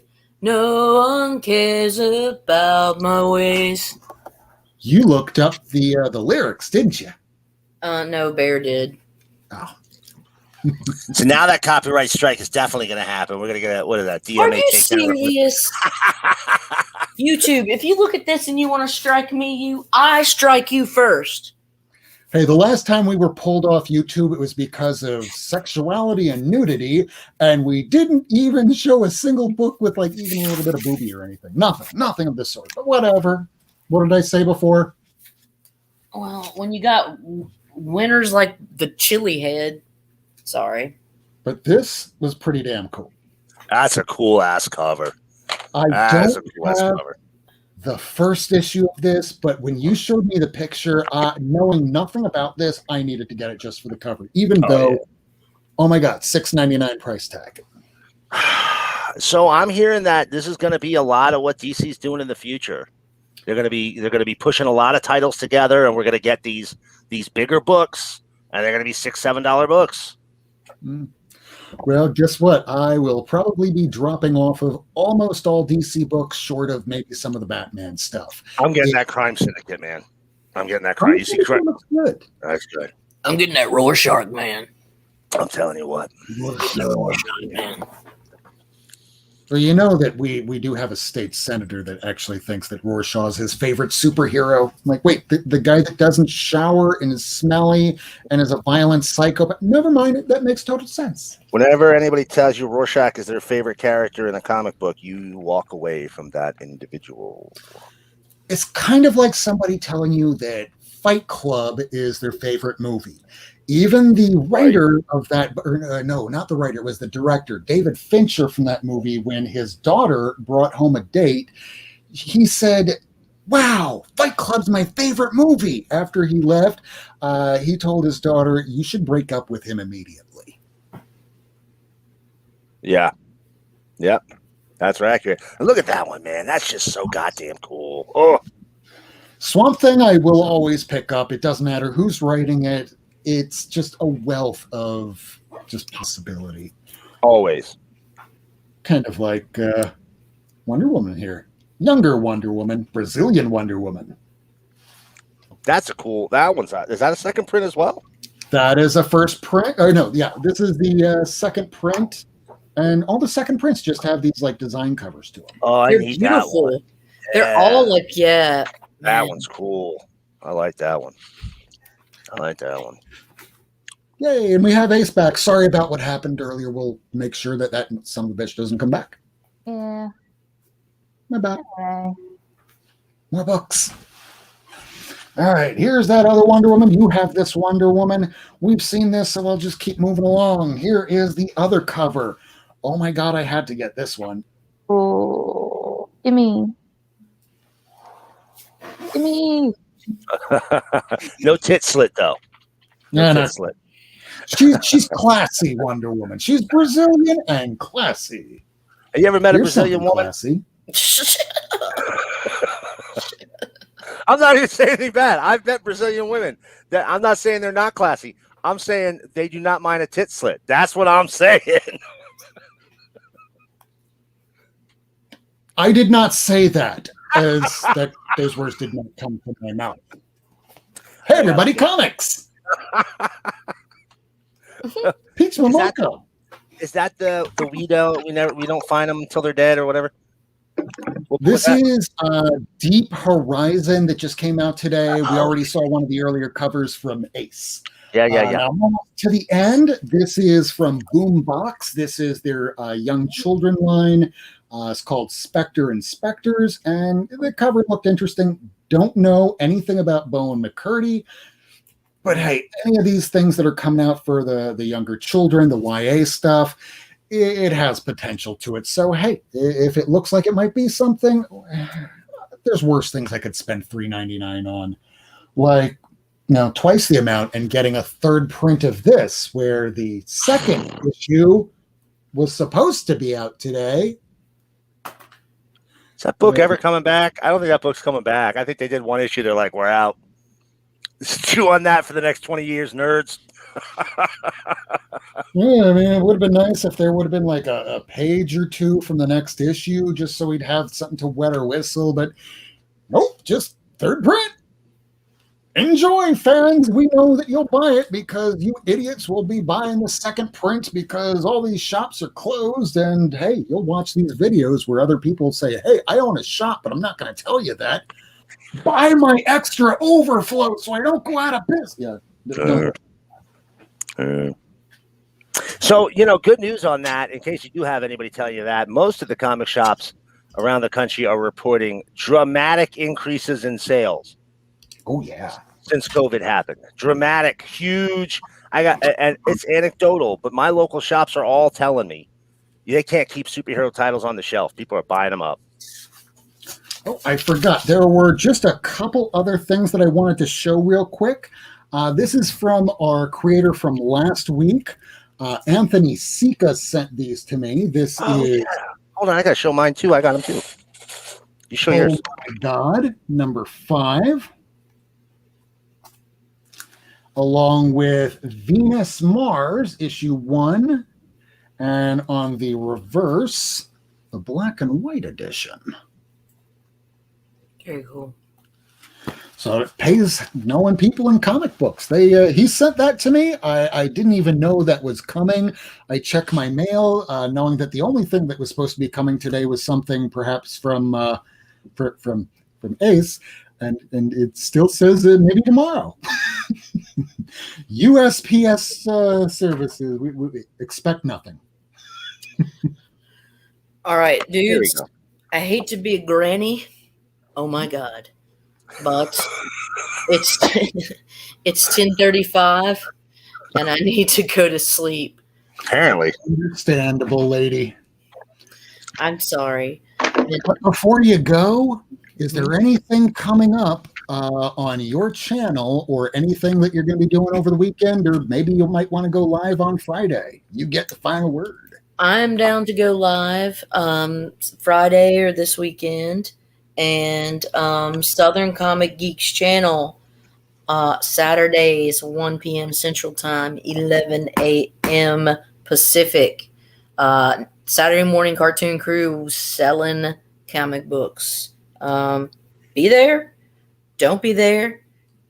Either way, I hope shit's cool for you. That's all I got to say. And don't die. I think that's an unrealistic expectation, but don't die soon maybe might be probably better. Don't be a dick. You can not be a dick. Don't be a dick. It's a choice. The don't die thing is you do what you can to make sure that you don't speed up the process. Like, oh, I think I'm going to make that yellow light as it's turning red, even though a car just went through that intersection. I can make it. Oh, no, you're an idiot. Well, my granny ass is out, and I thank you guys so much for having me, and take care. Fucking Helen Mirren, right? Yeah. Thank you very Trans Lady. rights, other rights, kittens' rights, trans lives matter, all that stuff, right? Yeah. all the rights. Got it. So, lady, thank you very much for coming. Hopefully I get to see you on Friday when we show some books. Okay, bye, dudes. I'm about to hit the hay. Take care. All right. Eh, And we are going to talk about, I don't know, maybe the subject that we were supposed to be talking about probably for a few minutes now. Earlier in the week, I had somebody from last week's episode in the comment section talk about, hey, you guys should make this like much, much shorter. It takes like an hour just to show new books. Sometimes we have a guest creator that might be on, and sometimes we just don't want to talk at the very end. We wrap it up really soon. Tonight is a bitch session. Tonight, we get to talk about maybe some comic book shop experiences that have left us feeling a little bit raw. Before leaving the comic book shop today, the comic book shop I go to, his name is Miami Fresh Comics on Instagram. I have no complaints. I forgot to tell him because when I go to leave at the end of picking up books every Wednesday, he goes, hey, so what's your show about tonight? Oh, fuck, I forgot. I didn't tell him. It's about rough comic book shop experiences. Like, oh, well, my shop's going to come up. Not exactly. Not in the way that you would think. The reason why I would bring his shop up to begin with and any sort of frame would be that, one, I will not talk about any comic book shop by name that has done wrong because I don't want to be hurt for libel, and truly, I don't want to give them the foot traffic for somebody to go, well, maybe I should try them out. Oh, no, they're just as terrible. So before I went to this new comic shop, Miami Fresh Comics, it's also known as Frank's Comics down here in Miami. The shop that I went to prior was doing something similar to what Comic Book Guy on The Simpsons would do to people on the show. It started initially with holding back books, you know, the hot books that come out that week. And he would tell other people, other shop owners, well, as long as they get most of the stuff that they have on their pull, they're happy with it. Like, yeah. Until you wind up missing an issue or two or three because either laziness or perhaps he feels like making a profit elsewhere. Some shops do eBay, some just hike it up for in shop. This person was the latter. So he would try and sell to the highest dollar value to anybody that would come into said shop. So it got to the point last year where, and somebody helped me out with this. I wanted the first appearance of Rocket Raccoon. He found one, and he knew that he got all this stuff for pennies on the dollar, and he was joking about it earlier. He went, hey, I finally found one. So I went, great, how much? And he said, hold on a second. And he looks at the guide. I'm like, oh, that's cool. He's looking at a little bit of an older guide. Then he looks at Key Collector app, and then he looks at eBay, and not the sold, but the highest for sale, and goes, it's $270. Wow. It's not even near mint. It's not even a VF. There's dings along the side of it, and there's a bit of a split down the bottom left corner. It's like, well, I sell to real collectors. Real collectors don't get boned on the pricing of their comics. Real dumb collectors? And over the course of a weekend, I let that stew, and it wasn't supposed to be passive aggressive, but I posted something on Instagram a while back, and it started becoming a passive aggressive wart until I just sent a text going, hey, listen, I got to cut this out.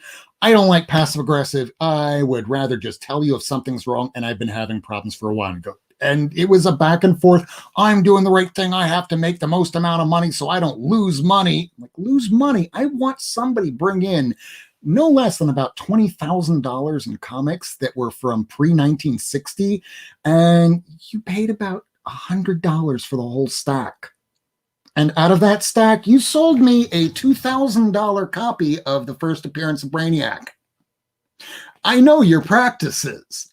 So when things happen like that over a period of time, you can either decide to stay with it and stick it out and you'll be stuck, or you move on. And I did that.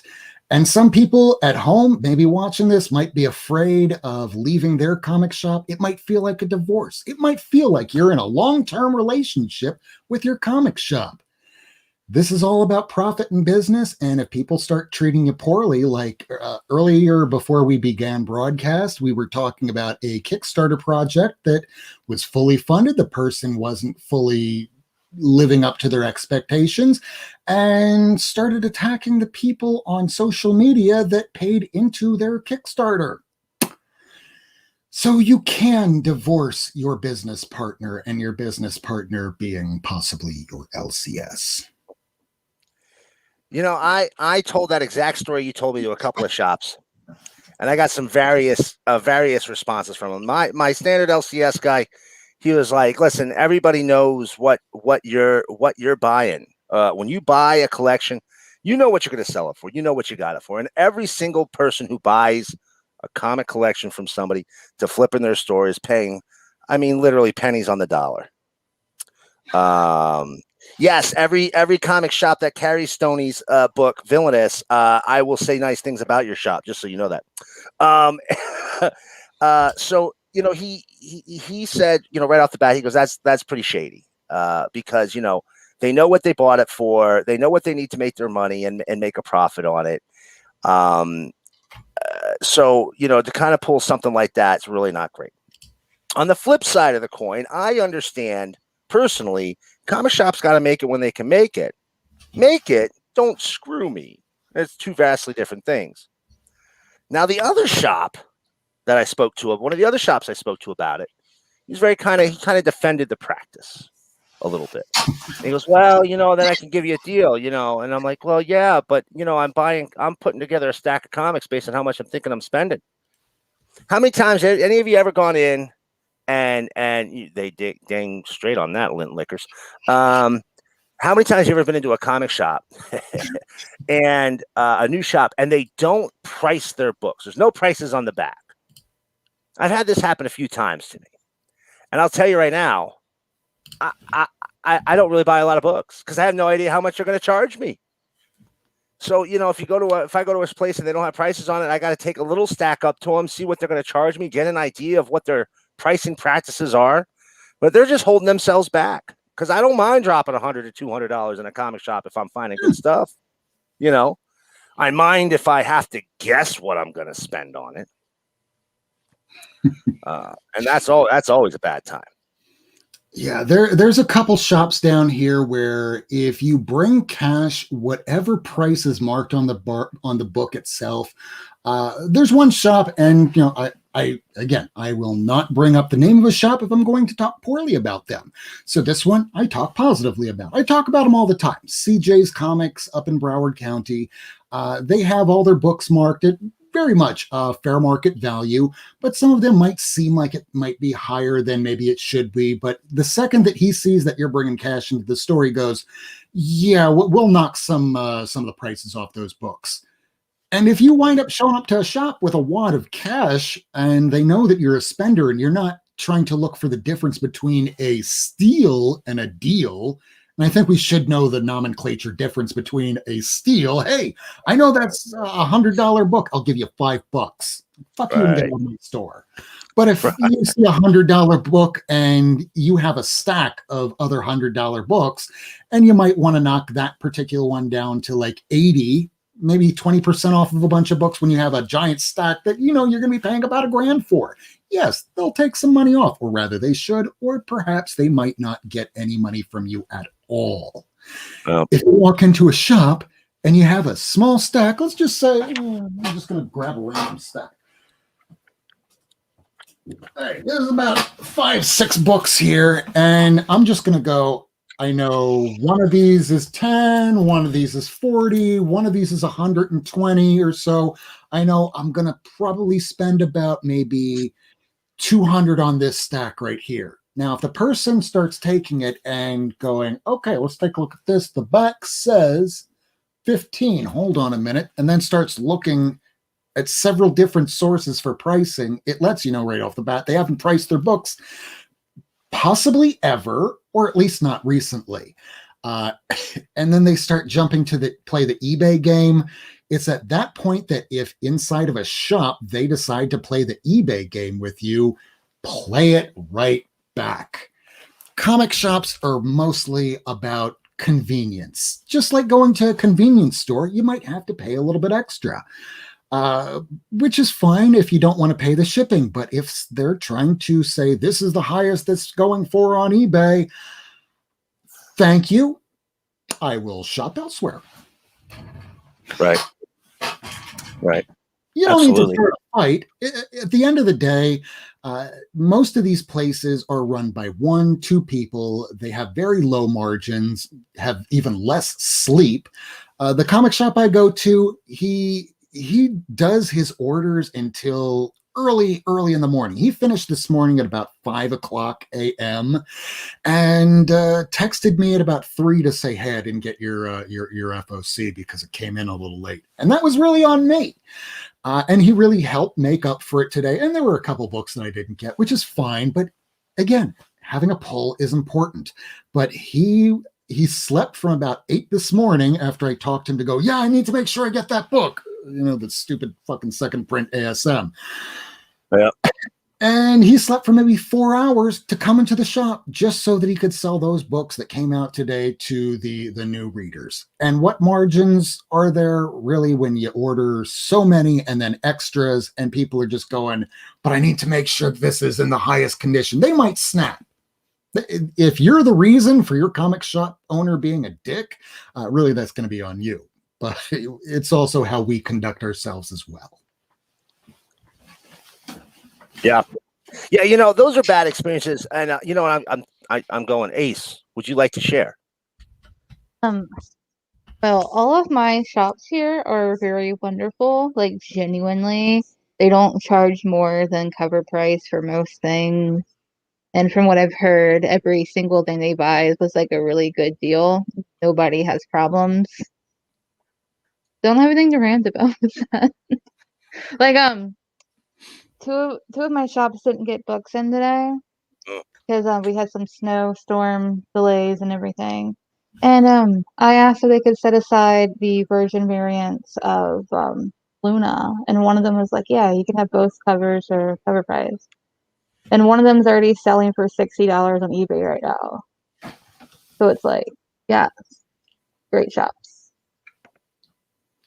That's really good. You know, I'm uniquely blessed here. I've shared this before. I got about half dozen LCSs in the local area. You know, within a 20-minute drive, I can be to a half a dozen different shops. What up there, Patrick? And you know, outside of that area, you know, if I wanted to drive like an hour, I could probably hit another 8 to 10 stores in various directions. And you know, and on top of that, I have a whole bunch of other random places I get them from. I shared with you guys before some of the funky places I find comics, and the worst experience I ever had in modern era. When I was a kid, I had a whole bunch of bad experiences. Because let's be honest, back in the early 80s, there was a whole lot of the stereotypical comic book guy running shops. Gatekeepers. Oh yeah, they were the real gatekeepers of comics. They did more. A lot of those people did more to turn people off of comics than they ever did to turn people on. But I went to a shop. Short version of the story. I was buying Walking Dead right when it came out, and I took my first issue of Walking Dead in to be slabbed around season 5 or 4 of the TV show, whichever one Michonne came out in. I took my first issue and get a slab. Now it took 8 months to get that slab back. I thought they lost my damn book, man. But when I got it back, I got a slab 9.8 Walking Dead #1. Oh, right. Holy grail. And that was at the height of its popularity. I bought that book for, you know, cover price, $2.99, and I sold it for $2,200. Damn. Now, you know, I had to pay for the slabbing and, you know, those fees to the guy who sold it for me, because my shop sent it out and he had a guy who was selling stuff, and the guy just took it and sold it right away. I was probably going to sell it myself, but you know, either way. So I took that windfall, and to thank my family for tolerating this massive comic book hole in the in the basement of my house, I took my entire family, my wife, my kids, on a cruise. And I took them on a cruise we had 4 different stops. They all, at one of the stops, got to hold a 3-toed tree sloth. All the rest of the stops didn't matter after that. And I drove them all down. I had a minivan at the time. I was very much soccer dad. Drove all the kids, the wife, all the way down to Miami. And when I got down there, what's that? I'm sorry. First of all, everybody, if you've never driven from the northern tip of Florida to the southern tip of Florida, just to let you know, when you hit Florida, you're like, oh man, we're almost there. And then 19 hours fucking later, you're at the end of the state. It is the longest goddamn state. It is like another country. It is so goddamn long. But I went to a shop. I'm looking, it's Sunday. There's like one shop open. Every shop was closed, which I thought was weird. Sundays. I'm like, it's the weekend. Whatever. So I go to this one shop, and it's in this strip mall, and it's right by a Home Depot. And I think we've talked about this before because we might have pinpointed the name of the shop. And I go in, and they've got just a massive sea of long boxes. And I'm like, oh, this is my kind of store. And I head over, and I'm digging through it. Now, I brought my kids with me. I brought my daughter and my son. And my daughter was only about, this was 10 years ago, so she was like 5 or 6. And, my kids have grown up going to comic shops, how you handle stuff, what you're allowed to do, yada, yada. They know that stuff backwards and forwards. So my daughter sees a pink My Little Pony plush backpack. Okay. And we've seen the kids wear these things. Okay. I mean, this is probably something much more often worn by a late teen, early 20 person than it is by a small kid. But she saw it. Of course, she loved it. Pink was her favorite color. She went over, she picked it up, she put it on, she walked over to me, she goes, look, Daddy. And I said, honey, that's really cool. But, remember, we don't know these people here. So you got to be careful. Night, Stony. You gotta be careful. We don't know them. So make sure you go put the stuff back. She turns around, she puts the hanger up back on the hanger. And the guy at the counter leads up. He goes, hey, man, just keep an eye on the kids. We don't really like them touching stuff. How old? 5. She was 5. She was 5. She was little. She was a little girl. But it was a backpack. It was a plush, pink, My Little Pony backpack. And the only thing that pops in my head when people say shit like this is, you run a store filled with shit that's supposed to appeal to kids. You don't want kids to touch it.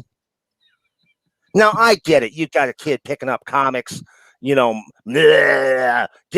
over them, sliming them up, getting their snot everywhere. I get that. My kid walked in, picked up a plush fucking backpack and put it on. Okay. Needless to say, I didn't spend a lot of money in that place. I did have some books already picked out of my hand. I didn't want to figure out where to put them, and I wasn't just going to throw them there. So I went over and I spent like the $7 on the books I had in my hand and left the place. But boy, did that guy fuck up, because, man, I was ready to drop $100 in that place. Easily. No problem at all. Had tons of books I was happy to get my hands on, but just left them, And if I go back to Miami again, I'm pretty sure that shop closed. But if I go back to Miami again, first of all, I'm going to see Rob, but and I'll just have to tell him to take me to a shop. But secondly, I certainly won't go back to that one or ever buy anything from that person again.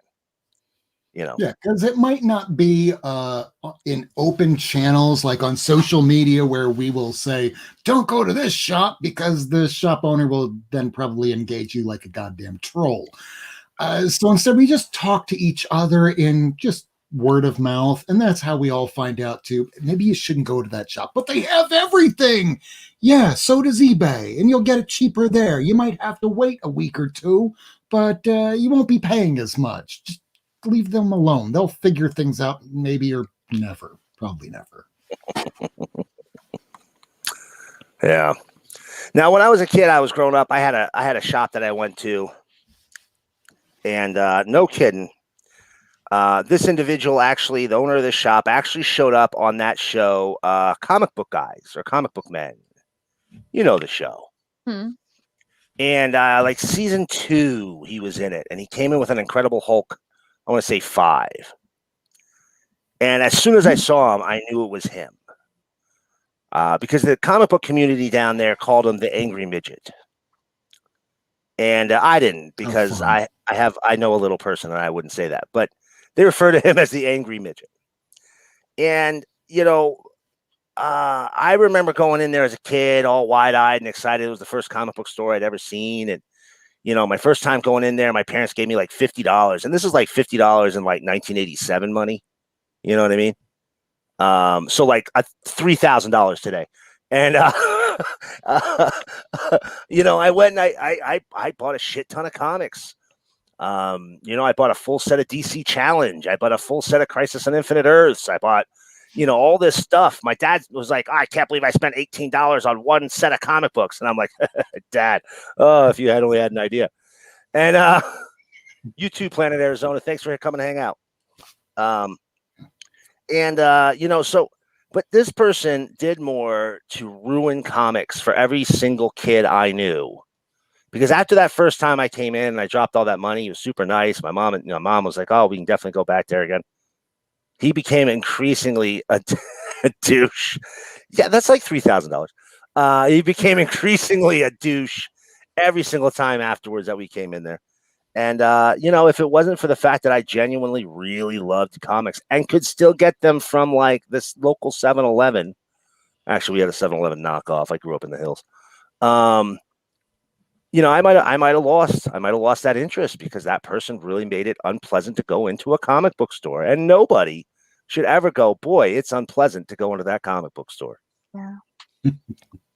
As somebody that has feminine features in a chest, I have never had a bad experience in a comic shop. Really? Never. What? No. But I didn't stop reading comics for a decade because men were mean to me. No. It's kind of funny when you have introverts thinking that they're better than other introverts and going, you can't be like us because we're better than you. Wait, aren't you an introvert that just sits around alone in a room reading comics? Well, yeah, but I've been doing it longer. Go fuck yourself. Get out of here. I've only had a couple problems in the past few years since I started reading comics again. And they were all when I was by myself getting comics. Because, surprise, men don't say mean things when another man is next to me. Mm-hmm. Shocker. So the dude, he likes Harley Quinn. That's like the only series in this world he fucking loves with all his heart and soul. I don't give a fuck about Harley. So I'm there just buying a big old stack for myself, and I pick up Harley, and this dude's just like, "A fucking course you are." or like, "Oh, you picking that up for your husband?" Oh, I've heard that. I've heard that one. I read more in a fucking day than he does in like 6 months. Like, suck my balls. I text with Ace, and I can confirm that she reads more than even I do, and probably even Miracleman does. The both of us combined. The past few days, I've read all of Lady Death, like the whole entire Chaos era. So that's how much I read. That's good Just stuff. how much Lady Death I've read. I have the books. I've never read them. I also read books, and I read comics, and I read manga. Them, so you write as well. Oh, I read a lot. You touched on something there, Ace, and I just noticed we're hitting midnight. I just wanted to bring this up before we went any further. But you hit on something there, that whole, are you buying that for your boyfriend? Or, oh, of course you're reading Harley. I've been a comic fan my entire life. I comfortably say 40 years. Okay. My mom told me stories where, when I was as young as 2 or 3 years old, when we went to the store, what I always wanted was comics off the stand. And so I've gone through, I think in my adult years, I think I've had 8 LCSs that were like my main LCS. I went to all different kinds, but I think I had 8 throughout my life that were, this is my shop, and I shopped there for years. And I can tell you, that, when that mentality of, oh, you read Harley. Well, of course you would. You're one of those new fans. You're not a real comic fan. You read Harley. The same thing was said about the cosplayers when cosplay started. Mm-hmm. The old men in the comic shop. Oh, look at these stupid dressing up. What is this? This isn't being a comic. They don't even read comics. They don't even know these characters. And before that, people were saying the same thing about the Sandman readers and the Vertigo line readers in the 90s. You had the old men in the comic shops, and I keep saying old men, but that's just, that's what it was. You had the old men in the comic shops complaining about, these kids buying these Vertigo books. You don't even read. You just read that stupid Sandman. You'd have what eventually would become goth kids coming in there, buying Sandman and not buying anything else because they really dug the story. It was something that spoke to them. But in every single instance, what we're talking about is the older fan not wanting to share their space with a new fan. And that's literally all it is. And I keep saying this, and I want to hammer this goddamn point home. If you don't have new people coming in to this hobby, new readers, new collectors, new cover buyers that just want the ratios and spend the oodles of money, if they don't come, eventually all the stuff starts becoming worthless because we die and there's nobody new to replace us. And the love of comics, it's gone.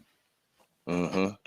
Also, I want to point out the hypocrisy of men that are just like, I can't find a woman that's into comics. And then the first thing when they see a woman into comics is try to like shove them down and out of comic spaces. Like, fuck you.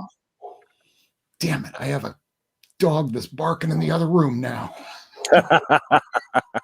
Well, I guess that means that it's time to close down the show because I have to walk my dog in 39-degree weather in Miami tonight. But hey, on a positive, I might get to see an iguana fall out of a tree. One good thing about Florida, right?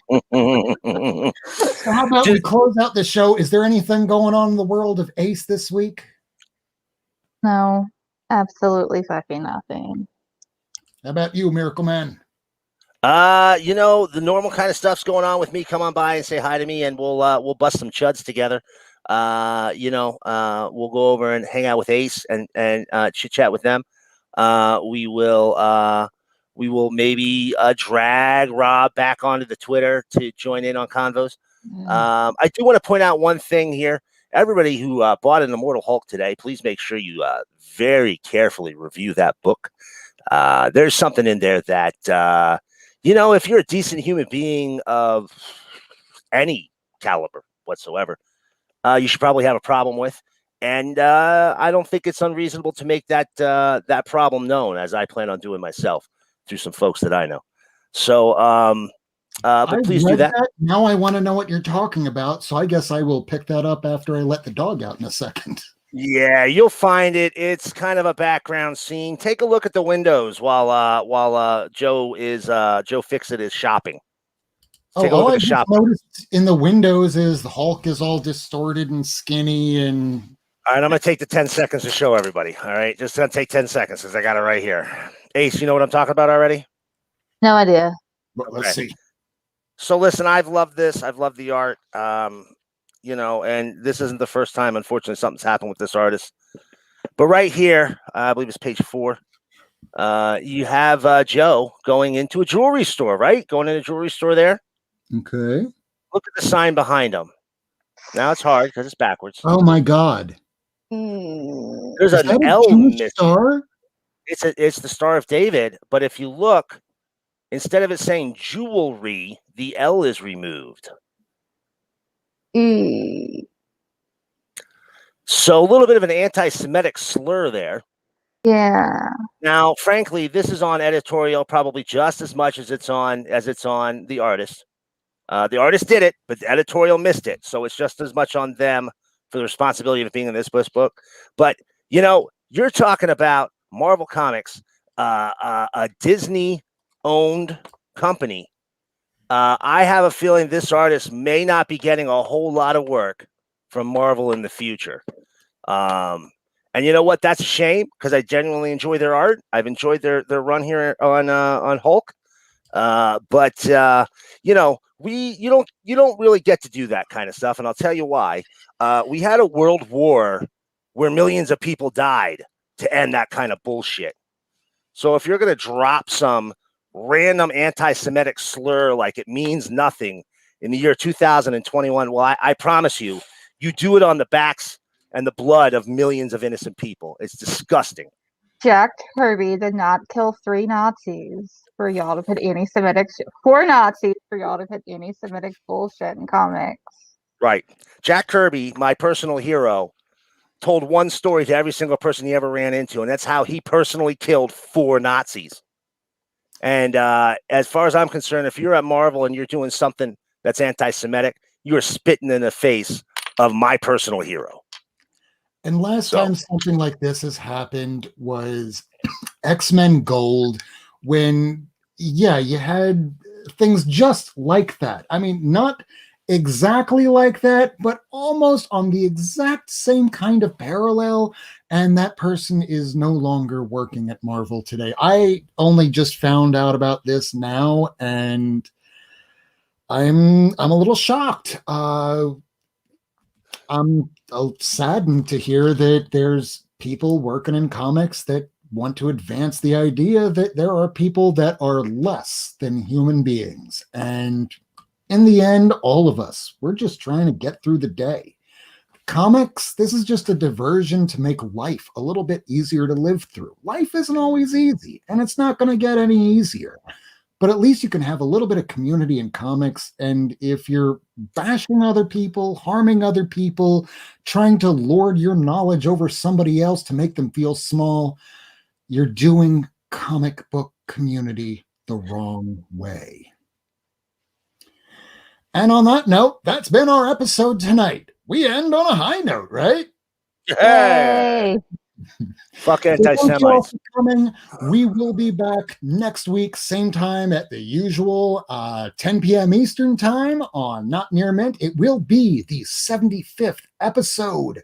So we look forward to it, and we're going to close out the show the way that we usually do with music by Sun Lounger and Eller Van Buren, the brother of Armin Van Buren, with one of my favorite songs, White Sands. Remember to love each other as much as your comics. Good night, and don't forget, Black Lives Matters, trans rights, Helen fucking Mirren, and Comicsgate are a hate group, and you should just divorce yourself from it. Divorce yourself from toxic situations. Good night, everybody. Night, everyone. Thanks for coming and joining us. Till next time.